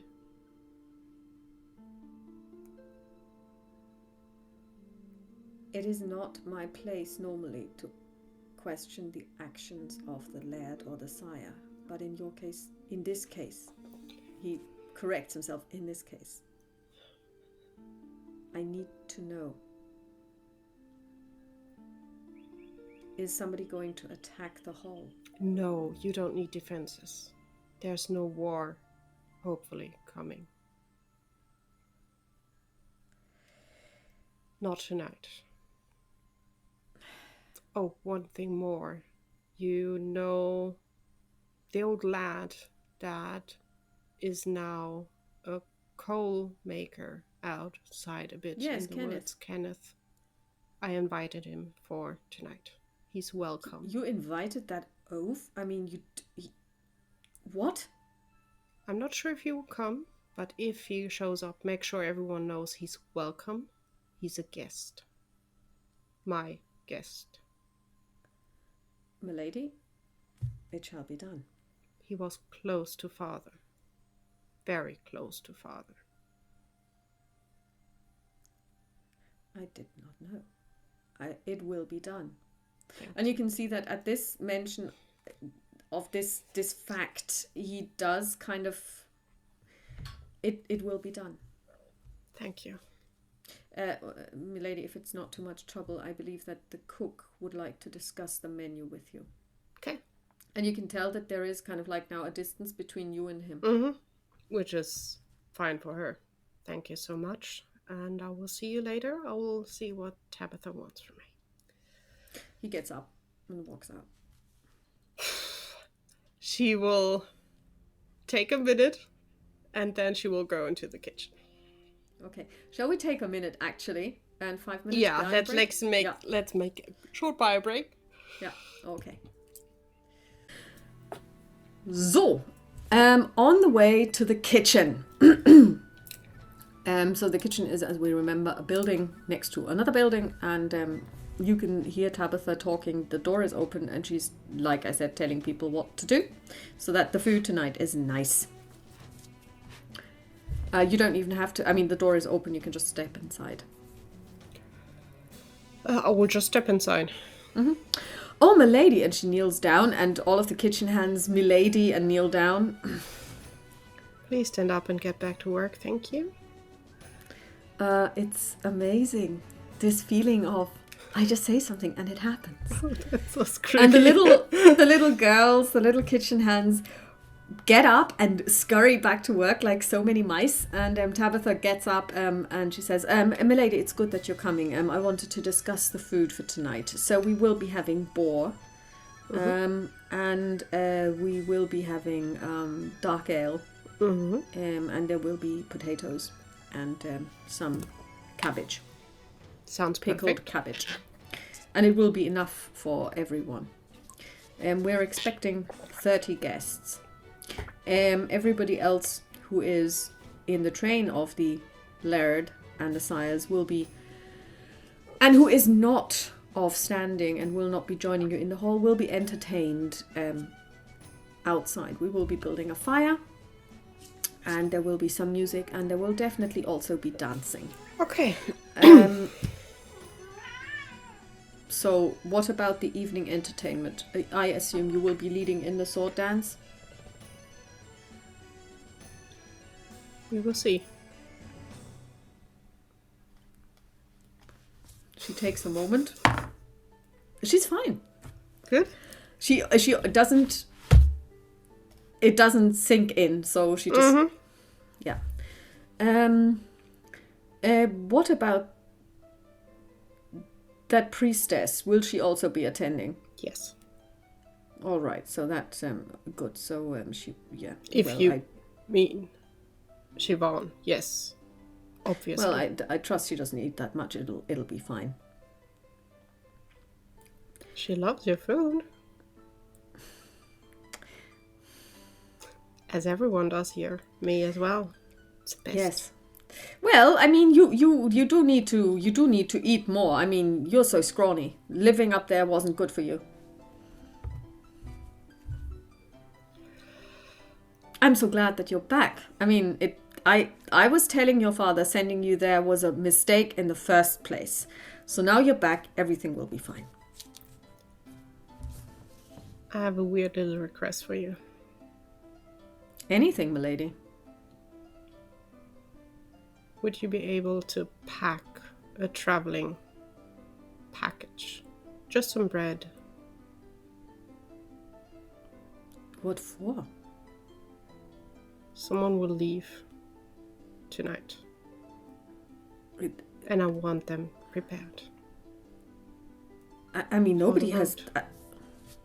what do you mean someone will leave tonight? I mean, tonight is a night of feasting. The guests have just arrived. They will not be leaving.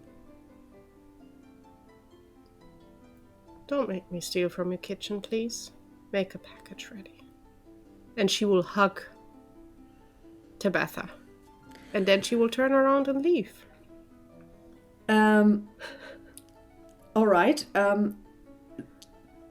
You don't look back, so you don't know what Tabitha does. But of course, what you know in your head is you have given her a direct order. She's not going to not make that package. Yeah.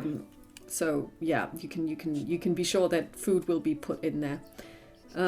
Yeah. Okay. So as you walk around the yard, Jonathan runs to you and he kneels. He says, "Milady, yes, about the horses. Yes, I think I found a horse for the sister." Which one? Show me. And he takes I you will to go the out. stables. Yeah. So Studham is Studham actually black? Did we ever say if he was black Yes. or what his color was? He's Yes, black. Okay. black. So basically you see he shows you a gelding. Mm-hmm. And he is light brown. Mm-hmm. And he has a very benevolent face. He's probably not the sharpest knife in the drawer. He says, now, this is Percy. Percy. Well, his name is Perseverance, but it's way too long. So I call him Percy. That's a perfect name, and he's a cute one. I raised him from when he was just little. You did a good job. And I will step over and will probably grab a bit of hay and we'll hold it out for Percy and we'll... And Percy does this thing that horses do. And he is, you can tell that he's also not as tall as Studham is. So he's a smaller horse. So when she falls, she won't fall as far. He's a good-natured horse, but you can also tell that he's sturdy, so he will not be galloping like Storm does. Storm is not quite a war horse, but a war horse, but close. But this one is gonna go a good few miles. That's the thing that... And then some more. So he's a sturdy one, and also unlike Studham, he is. He has a thick winter coat. Perfect. He looks kind of like a teddy bear. And he looks at you with soulful brown eyes, and he likes his hay, so Jonathan says, Percy, you can tell her that he likes it when you sing to him. So maybe if she sings, they she are could sing. perfect match. You did well. He is very happy about this compliment that you're paying him. That is the perfect choice for Siobhan. They will go along very, very well. And the saddle is also quite new, so it's not been used much. Only actually by myself. So I also trained him. So he's a good horse. He's a good horse. We will take the best care of him. I promise. And he says, so when should I have them ready and bridled? Well, probably after 8. Might be a bit later. I'm not sure when exactly. But... And will you be picking them up here in the stables, or do you want me to take them somewhere else? That's a good question. I'll talk to Siobhan and we'll come back to you. Just give me a second. Yeah, and he brushes the horses. She will go upstairs. You do go to Siobhan's room. I will knock at her door. Okay, so the door is open and... Well, no, the door is actually not open. You open the door because she says come, and she's sitting on the floor surrounded by books. Oh God, she needs to decide which ones to take. I'm so sorry for her. And she says, "Look," and she holds up a book. Mm-hmm. And she opens it and she holds it out to you and she says, "Read the first line." I will take the book and read the first line. It says, "Liam and the Dragon." Shall we take this one?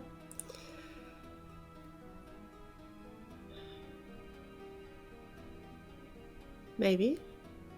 Sounds like a fun story. She takes the book. And Jonathan found a lovely horse for you. He can carry a bit, so you can pack 2 or 3 books more if you like.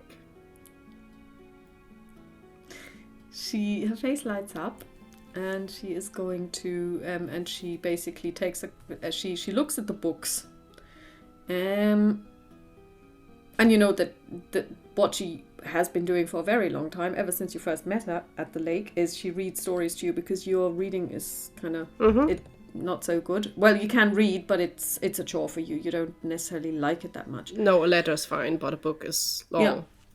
And then she picks and she says, "I don't think you know this one, and I don't think you know that one." You can take the ones you like. I'm also happy to hear stories again that I already know. For this, we have Liam and the Dragon. And of course, then there is the travelogue. I will definitely take that. I will take the travelogue. I will take the maps. I will see if I can manage to take the picture of my mom. Jonathan had a good question for me. Should we keep the horses in the stable and pick them up there, or should we have them somewhere outside? What do you think?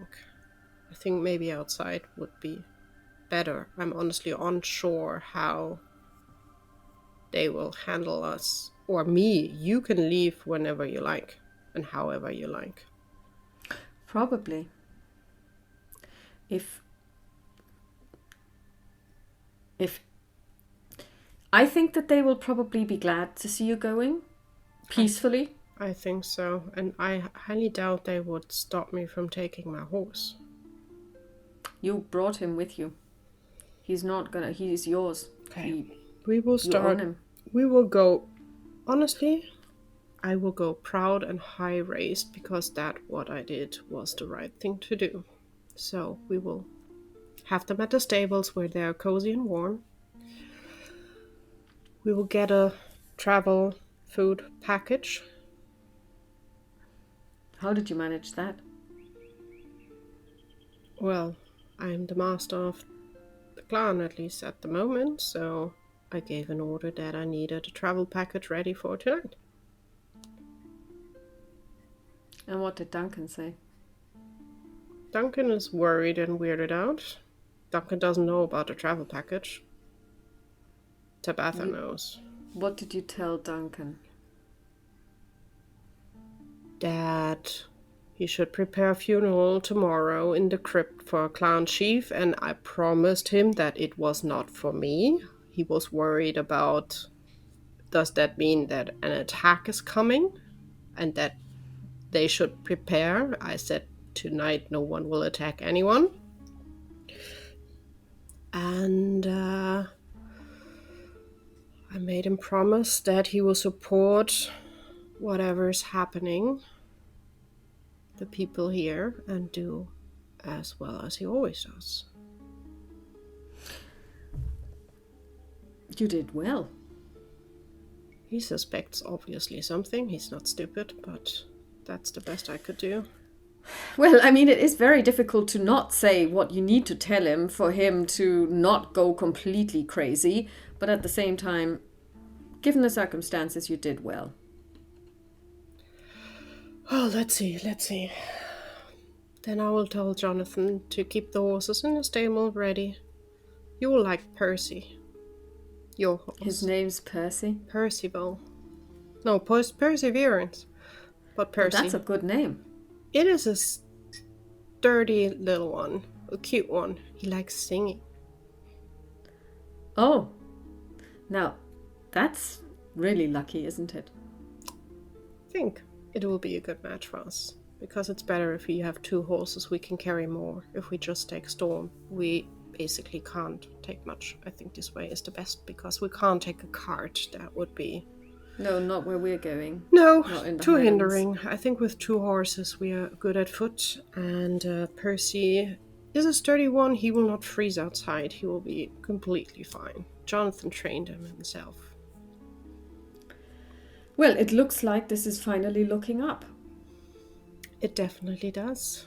So now, unless Samuel and his father show up, well, it'll be fine. our dear merchant is still there. He hasn't left. What did you say? He had guts? Kind of. I told Duncan to be careful around him. Do you think he'll come to the ceremony? Yes. He is a guest, after all. He will definitely, even if he's not a guest. He can disguise as anyone, to be honest. That is true. I only wanted to make sure, I told Duncan as well, not to go against him or anything. If they want to leave, they leave. That's it. Fighting them is the worst thing to do, I'm quite sure. At least with weapons. Yes, I have a feeling that weapons will not do anything. No. Okay, I'll talk to Jonathan, and then I will start packing. And then I will try to find the nicest thing to wear, because... oh god, it needs to be nice and practical. Great. Well, we'll see. Well, I mean, you will be asked to lead in the sword dance, so a kilt will do. We'll figure something out. And I made sure you are obviously invited to the ceremony as well. Considering that it may well be the last thing I ever witness. I will do everything in my power that you will witness a lot more. Yeah, there's and I a trust long you. life ahead of us. I trust you. But now, Shushu, I have books to collect now that I've got a horse. I will step outside. I will close the door behind me. I will go downstairs quickly, talk to Jonathan, tell him in the stable is totally fine. The horses can stay cozy and warm as long as possible. And then I will go upstairs, packing the most important things, a bit of clothing. I will go to my father's room. I will take a sword. I will take the painting of my mother. Yeah. I will leave the bow. Because I have a nice bow as well. I don't need his. I'll have a last look around. Then I will go back to my room, close the door behind me. I will use a knife to carefully cut the picture out of the frame. Yeah. Roll it up together with the cards or maps. Put some leather around them, and packing my stuff, which is not too much. No, I mean, mainly weapons, practical things, the travel book, obviously, the maps, the picture. Yeah. I mean, you don't have that much to begin with. You've always been a very economical person. Like, you undergarments, because you have a chain shirt, so you need to have something underneath it. You have leather wear that you would wear when you go out, not wearing your chainmail, which is most of the time. You have a riding cloak and stuff like that. And of course a change of clothes, washcloth, that kind of thing. So you're really practical. And of course a bar of soap, because you always need soap. Yeah. And then everything is packed in a really compact roll kind of thing. And then of course it hits you, bedrolls. You will need something that you can sleep on. And of course you brought some with you, so you take them again, make everything ready, and you have like a really nice bundle. About, well, probably, I don't know, maybe almost a meter wide, which you could put easily on the back of a horse and tie it to it. And of course, time has passed. So it is now close to, I would say, 4 o'clock, 5 o'clock. What do? You have 3 more hours before you need to be downstairs and greet the guests. I will change into nice clothing, into whatever fits for wearing tonight. Yeah, so that would be a kilt. It would be, well, the female version thereof, so they look slightly different. It's a white shirt, and you would have your tartan. It's like a shawl, but you wear it across your shoulder, and then it comes down by your waist, and it's tied off in a bow at the side. So it's more like a sash, if you know what I mean. It comes across, and you would also have a brooch with the coat of armor of your house. Of your family, not so much the actual MacDonald's of Dunlevin, so your own crest. Yeah. And she will bring down her travel package. Basically, she will probably knock at Siobhan's door. Come. How far are you with packing? She steps to the side. And you see that she has packed, and she says, I'm ready when you are. Let's bring the stuff down to Jonathan. You can see that she's wearing her robe, so to give her the full eminence that her title brings her. So And bring a coat. Let's have a quick walk afterwards. Yeah, so she takes her coat, Yeah. hood. You go downstairs, you put the stuff into Jonathan's... you give it to Jonathan, and Jonathan has now really stepped up to this whole, clandestine, we're on a mission thingy. And he basically takes them and he hides them in hay so that nobody can actually see that there is traveling. And he says, I've checked all of the horseshoes. The horseshoes are fine. It'll take me about 20 minutes to saddle each of them. They will be ready by 8. Perfect. Thank you so much. And then I will grab Siobhan or ask her if she wants to have like a little walk. Yeah, she follows you, of course.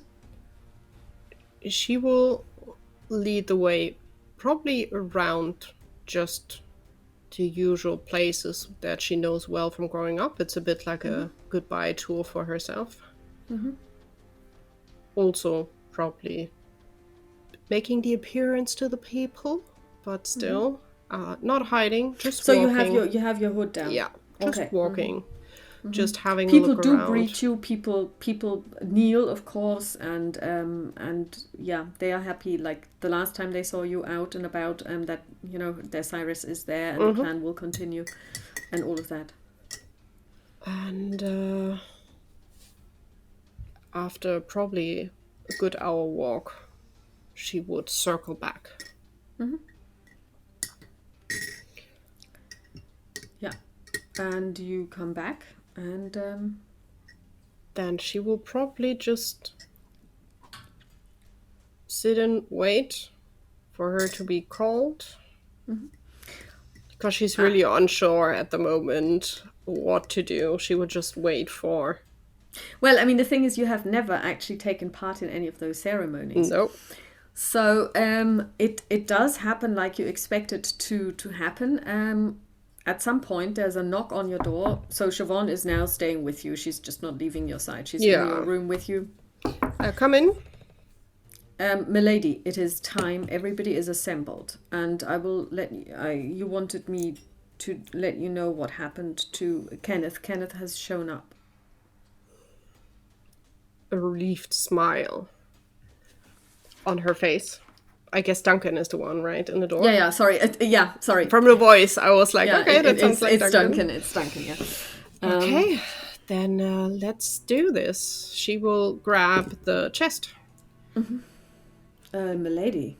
And let's go. As you wish. And he turns around, and there is this distance now between you and him, and it's not changed. Okay, so you go downstairs, you follow him, and Sinead walks 2 steps behind you and a little bit to your right. Mm-hmm. And you go into the main entrance, and then you turn into the hall, and the hall is packed. So there are there's Seamus MacLeod, Alistair Buchan, Duncan Fraser, Dougal Macduff, and Tig McTiernan, the 5 sires of the surrounding clans. And then there is the laird, Kerwin MacDonald. Now, you know what's going to happen is everyone will rise, and everyone who is not the laird will bow and then kneel to you, except for the other sires.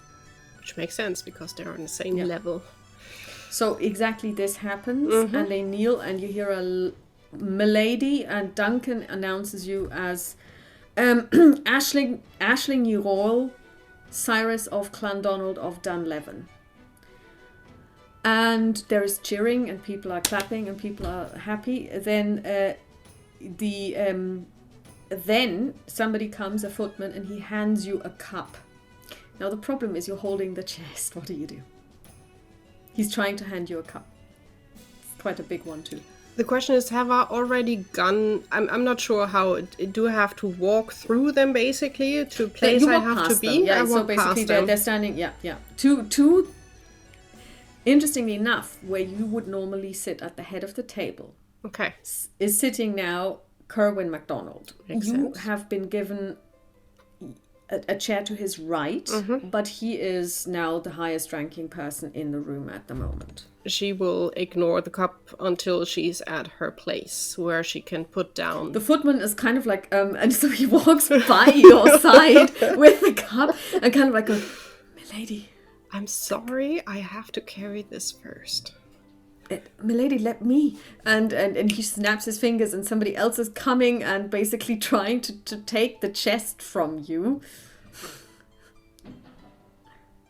She will let the servant carry the chest. Just be careful.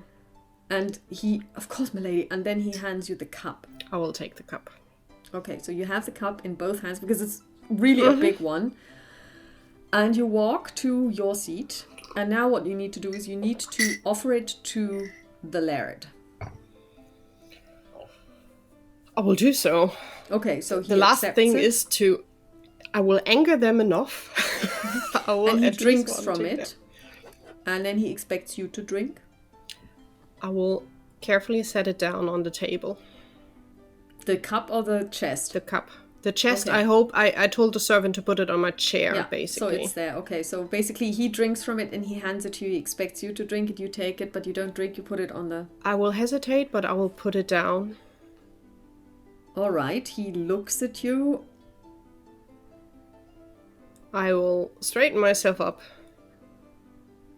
and will speak out loudly.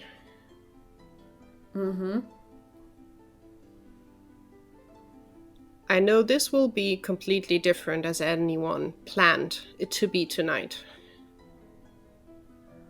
But before we move on, I have to clarify a few things. You can hear Duncan suck in the air. I will probably look around, or on the way already, I looked around to see and grab a look where Kenneth is, just that I know where. Kenneth is at the very far end away from you because he's one of the most, at least important. Cyrus is further up the table than he is because he's a foreigner and a guest, an esteemed guest. And I've seen him but ignored him quickly. He's very good looking, by the way. Still, I mean, his beard is like perfect. As it was before. Dark eyes. Yeah. Something happened in the past that needs to be straightened out. And this is the round to do, and this is the place to do it. I'm sorry, my lords, for stopping this at the moment. I hope that you give me a few minutes of your time.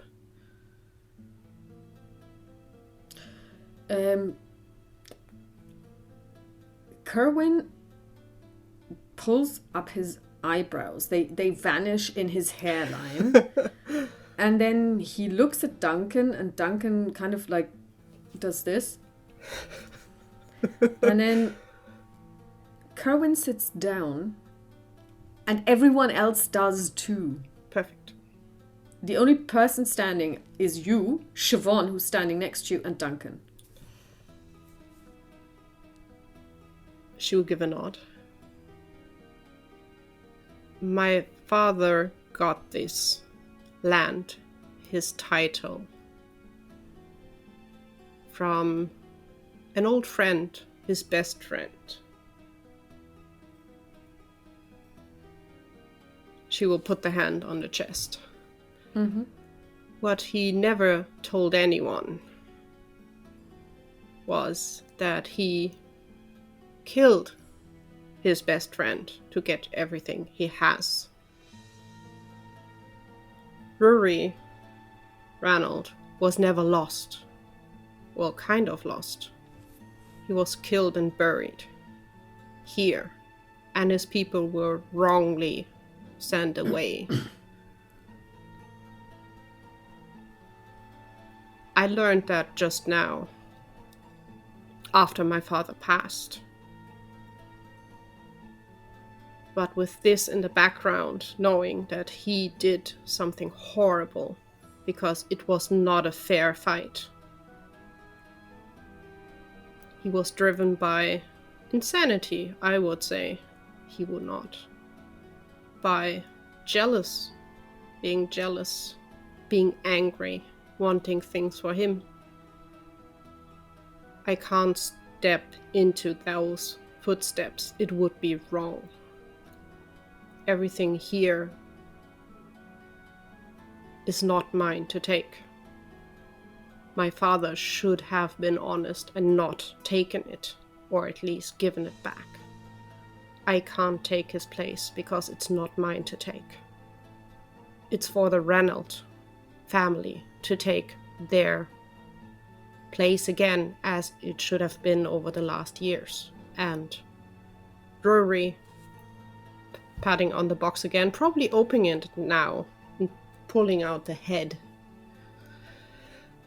When you pull out the head, there is a collective taking of breath.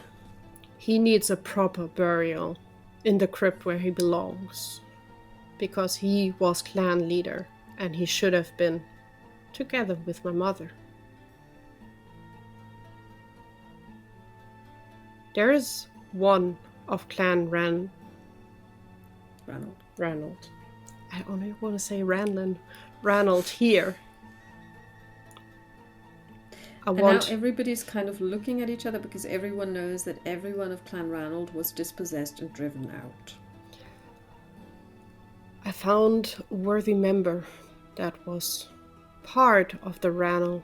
Ranald ist richtig. Ranald. I don't know why my brain is just throwing that out. Ranald. He was part of the Ranald Hall. He was part of the people ruling this before my father took over. And he stayed loyal to this land all the time.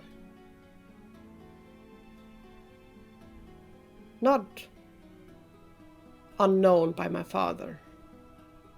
He supported this because he knew that was a good man, and he knew it's a good man to keep around for this country, for these people. And he's the rightful owner to this, not me.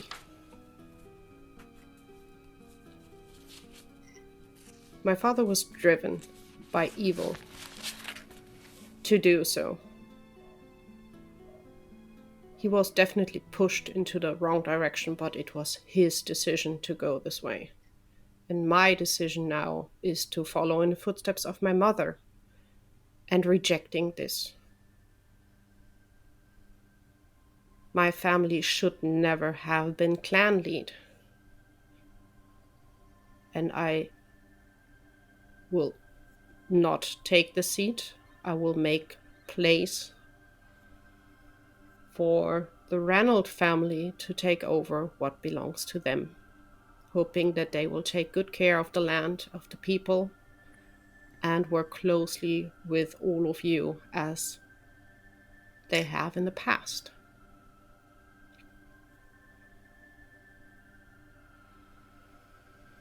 And tomorrow you all should give Rory a proper burial.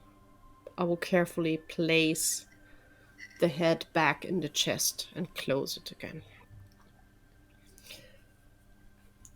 And then I will look to Kenneth and probably, I'm not sure how, I would motion to him to stand up.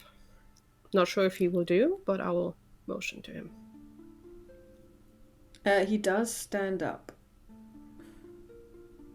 This is the rightful owner for the clan lead. He's respected everywhere. He helps people, he knows people, but he also knows the way of leading clan and what has to be done around because he supported the clan lead his whole life, basically. He was born and raised here. He's a good leader for this people.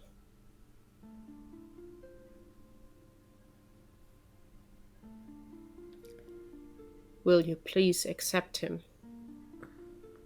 instead of me? At this moment, the laird stands up. He puts his flat hands on the table and in a very commanding voice, which only barely hides his seething anger, I want you, Duncan MacDonald, to clear this hall of everyone except that woman. And Duncan bows, and the others have, of course, heard what he said, and they are getting up and they're beginning to leave, and he's basically, making sure that everybody leaves. The moment he stopped talking, I will look around and have a look for our stranger, merchant, guest. I want to see how he looks. He looks smug. He gives you a smile. Okay. And then he bows to you. And with the others, he leaves and files out.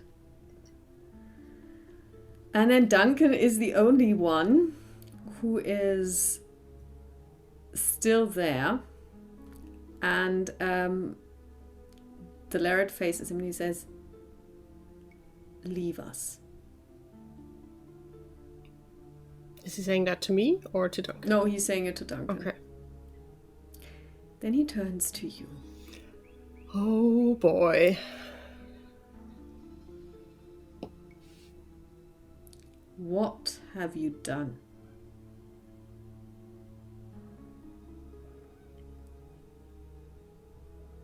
What I had to do. The right thing to do. You have just, in front of everyone, renounced the title, and at the same time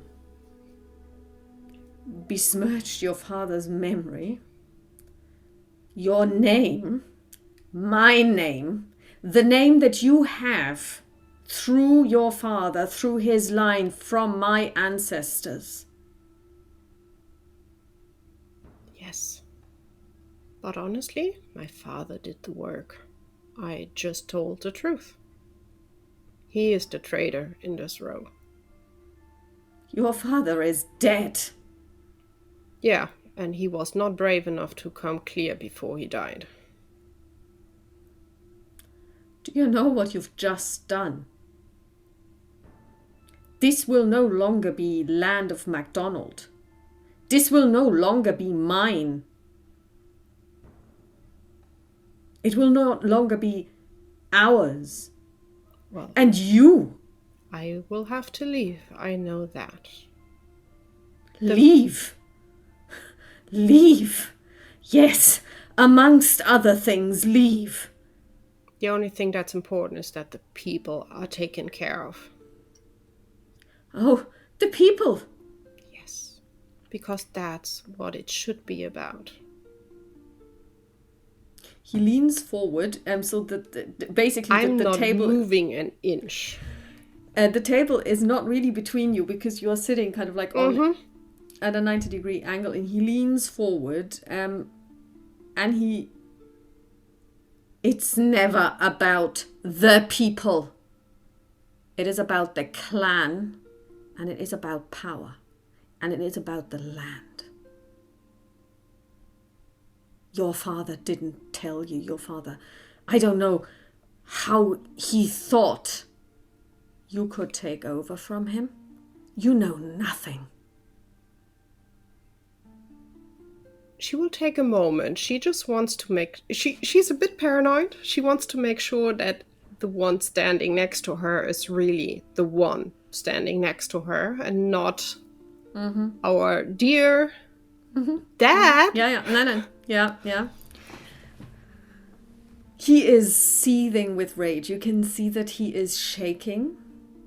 Which still means it could be both, because yes... Yeah, no, but I mean, I'm just telling you.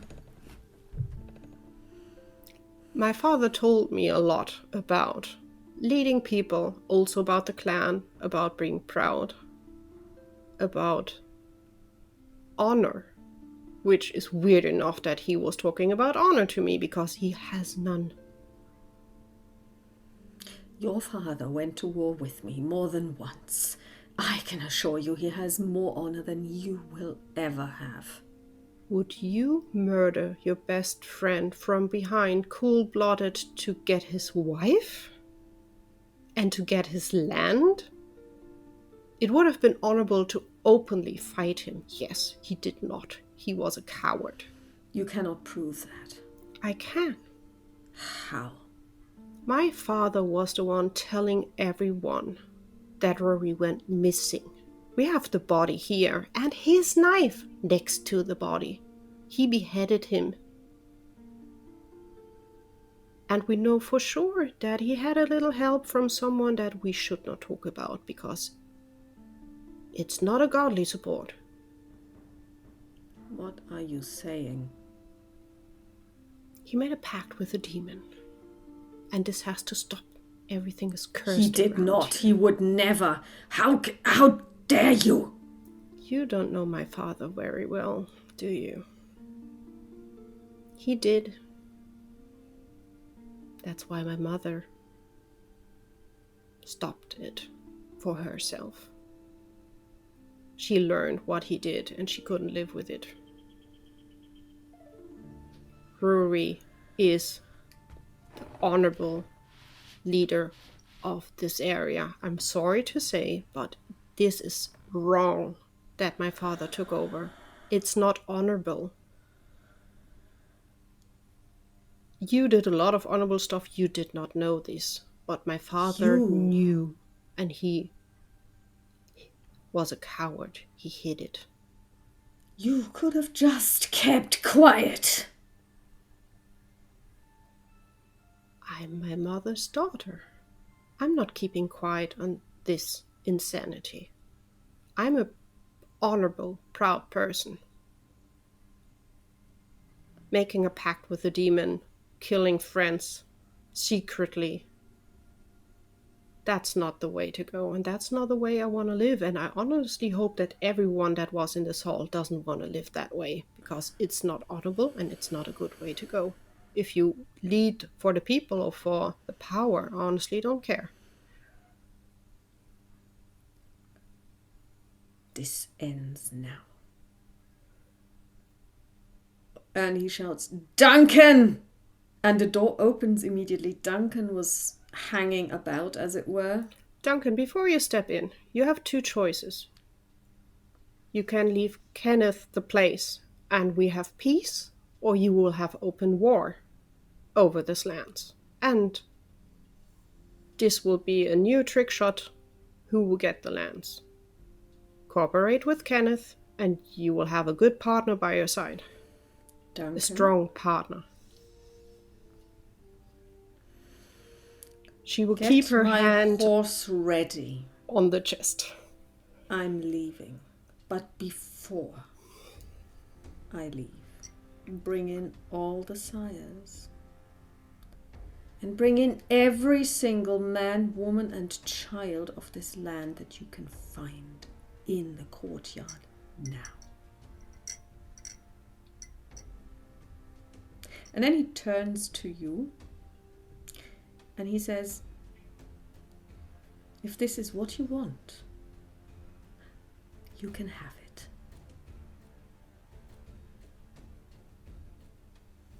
And Duncan is really quick about everything. And about 5 minutes later, all of the sires are back.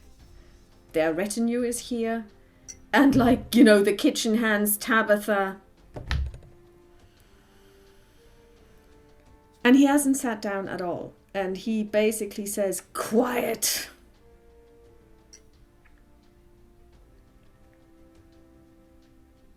And he looks. And he looks at everyone and he says,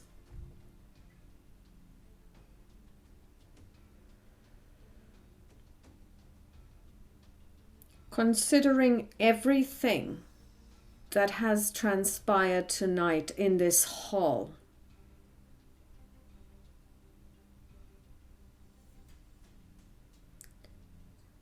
hear my words and make them known across the land.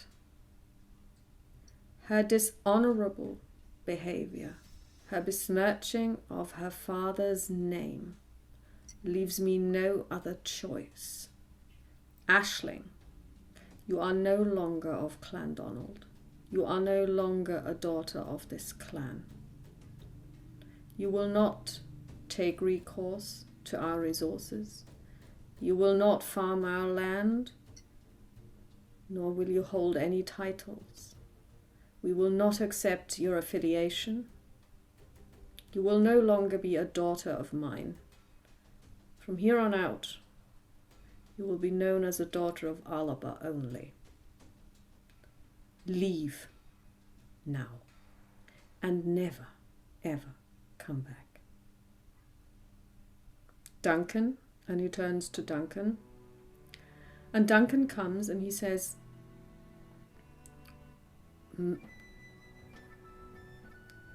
may I ask you to follow me, please?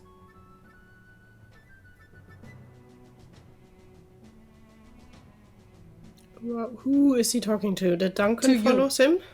No, basically he's asked Duncan to come to you and to take you out. Okay, I will take the chest. Mm-hmm.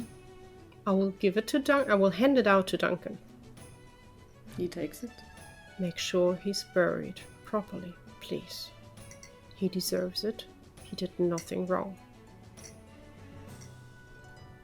I will. And you hear no, my lady. You hear no bowing. You That's see no totally kneeling. fine. She will walk past Kenneth. Mm-hmm.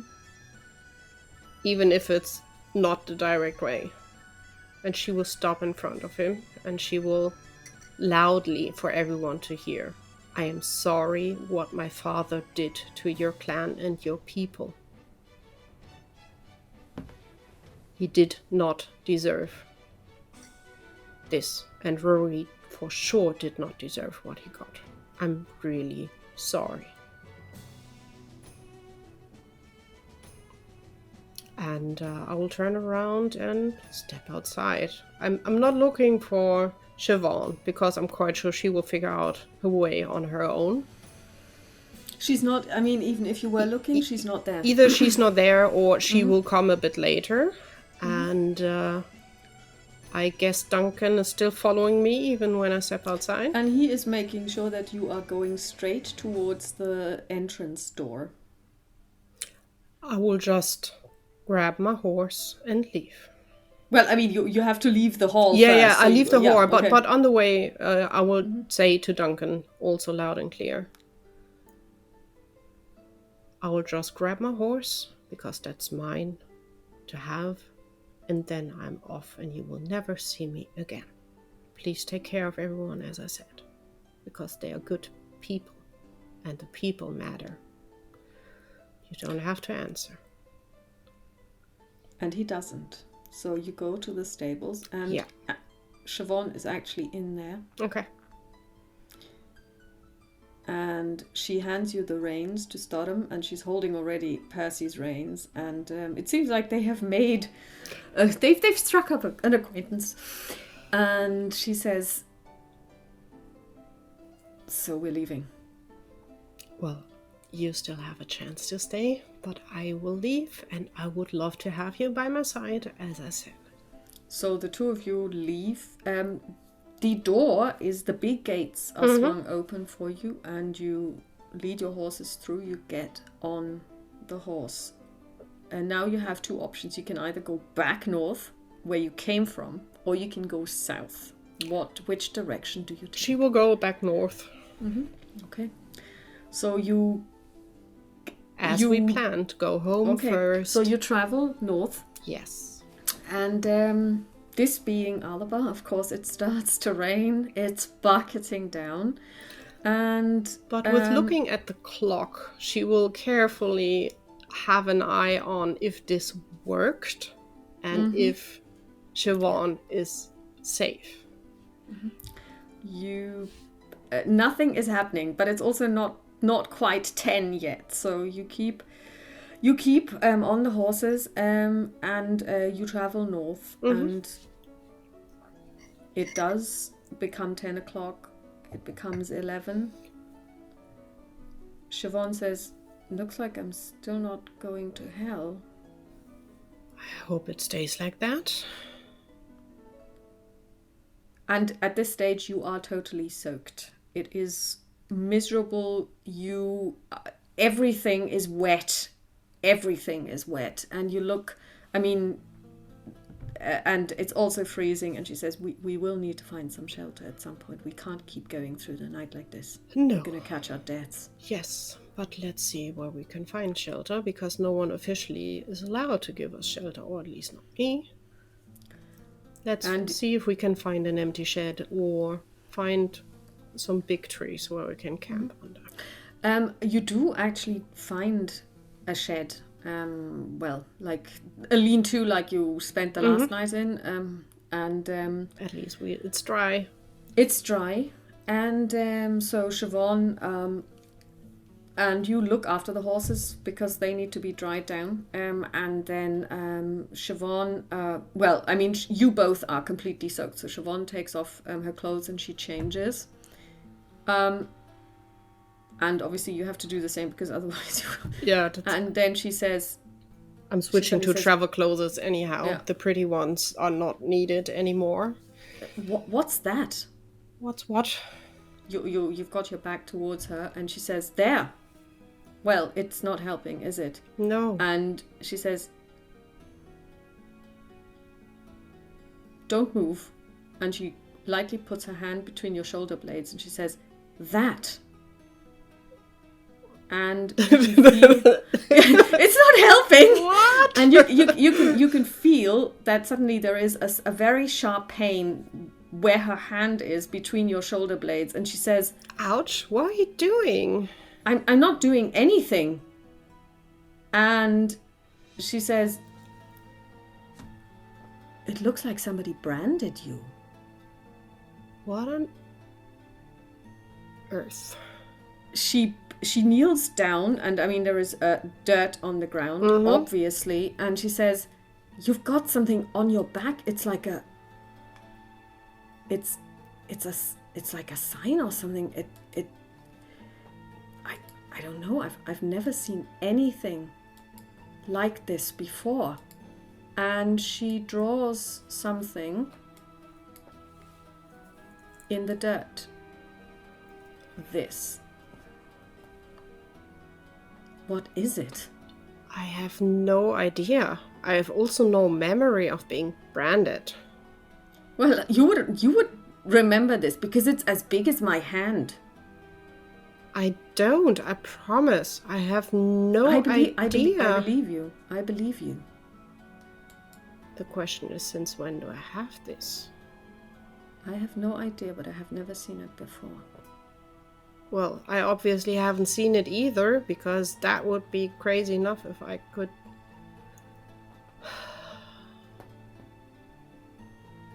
What did my father do? This is not the extent that he killed his best friend. Was I part of the trade?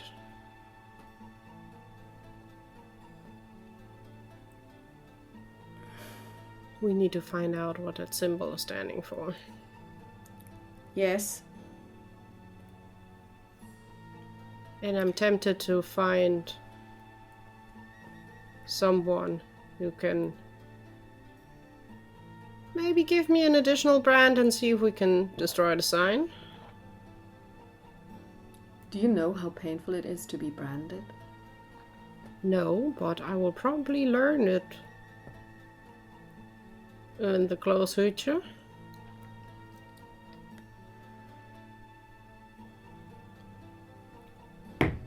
I'm not sure if praying is going to help here, but I will do it nonetheless. I will do it as well because I am lost on how and why.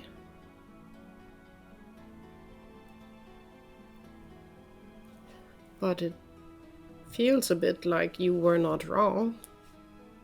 That they are drawn to me. Maybe this is the reason. And she hands you a cloak to basically so that you can put something on because you're pretty much not wearing anything at the moment. I will get in my clothes. Yeah, my so traveling clothes. I will also. No, I'll keep my clothing, even though it's not my pattern and color to wear anymore. But I will keep it. Put it away, and we'll look at the sign on the floor and we'll try to remember it, but worst case we have someone who can look at it again.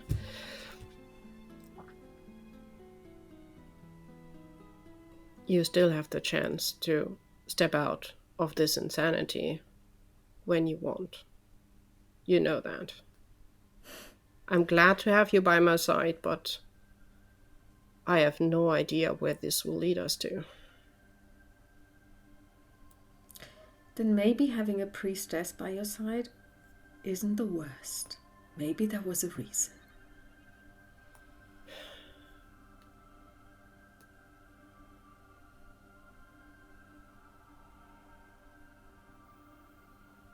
I'm curious how home will develop.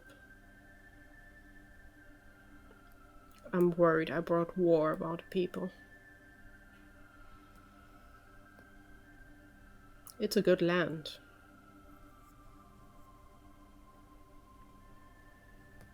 You come from it. Of course it's a good land.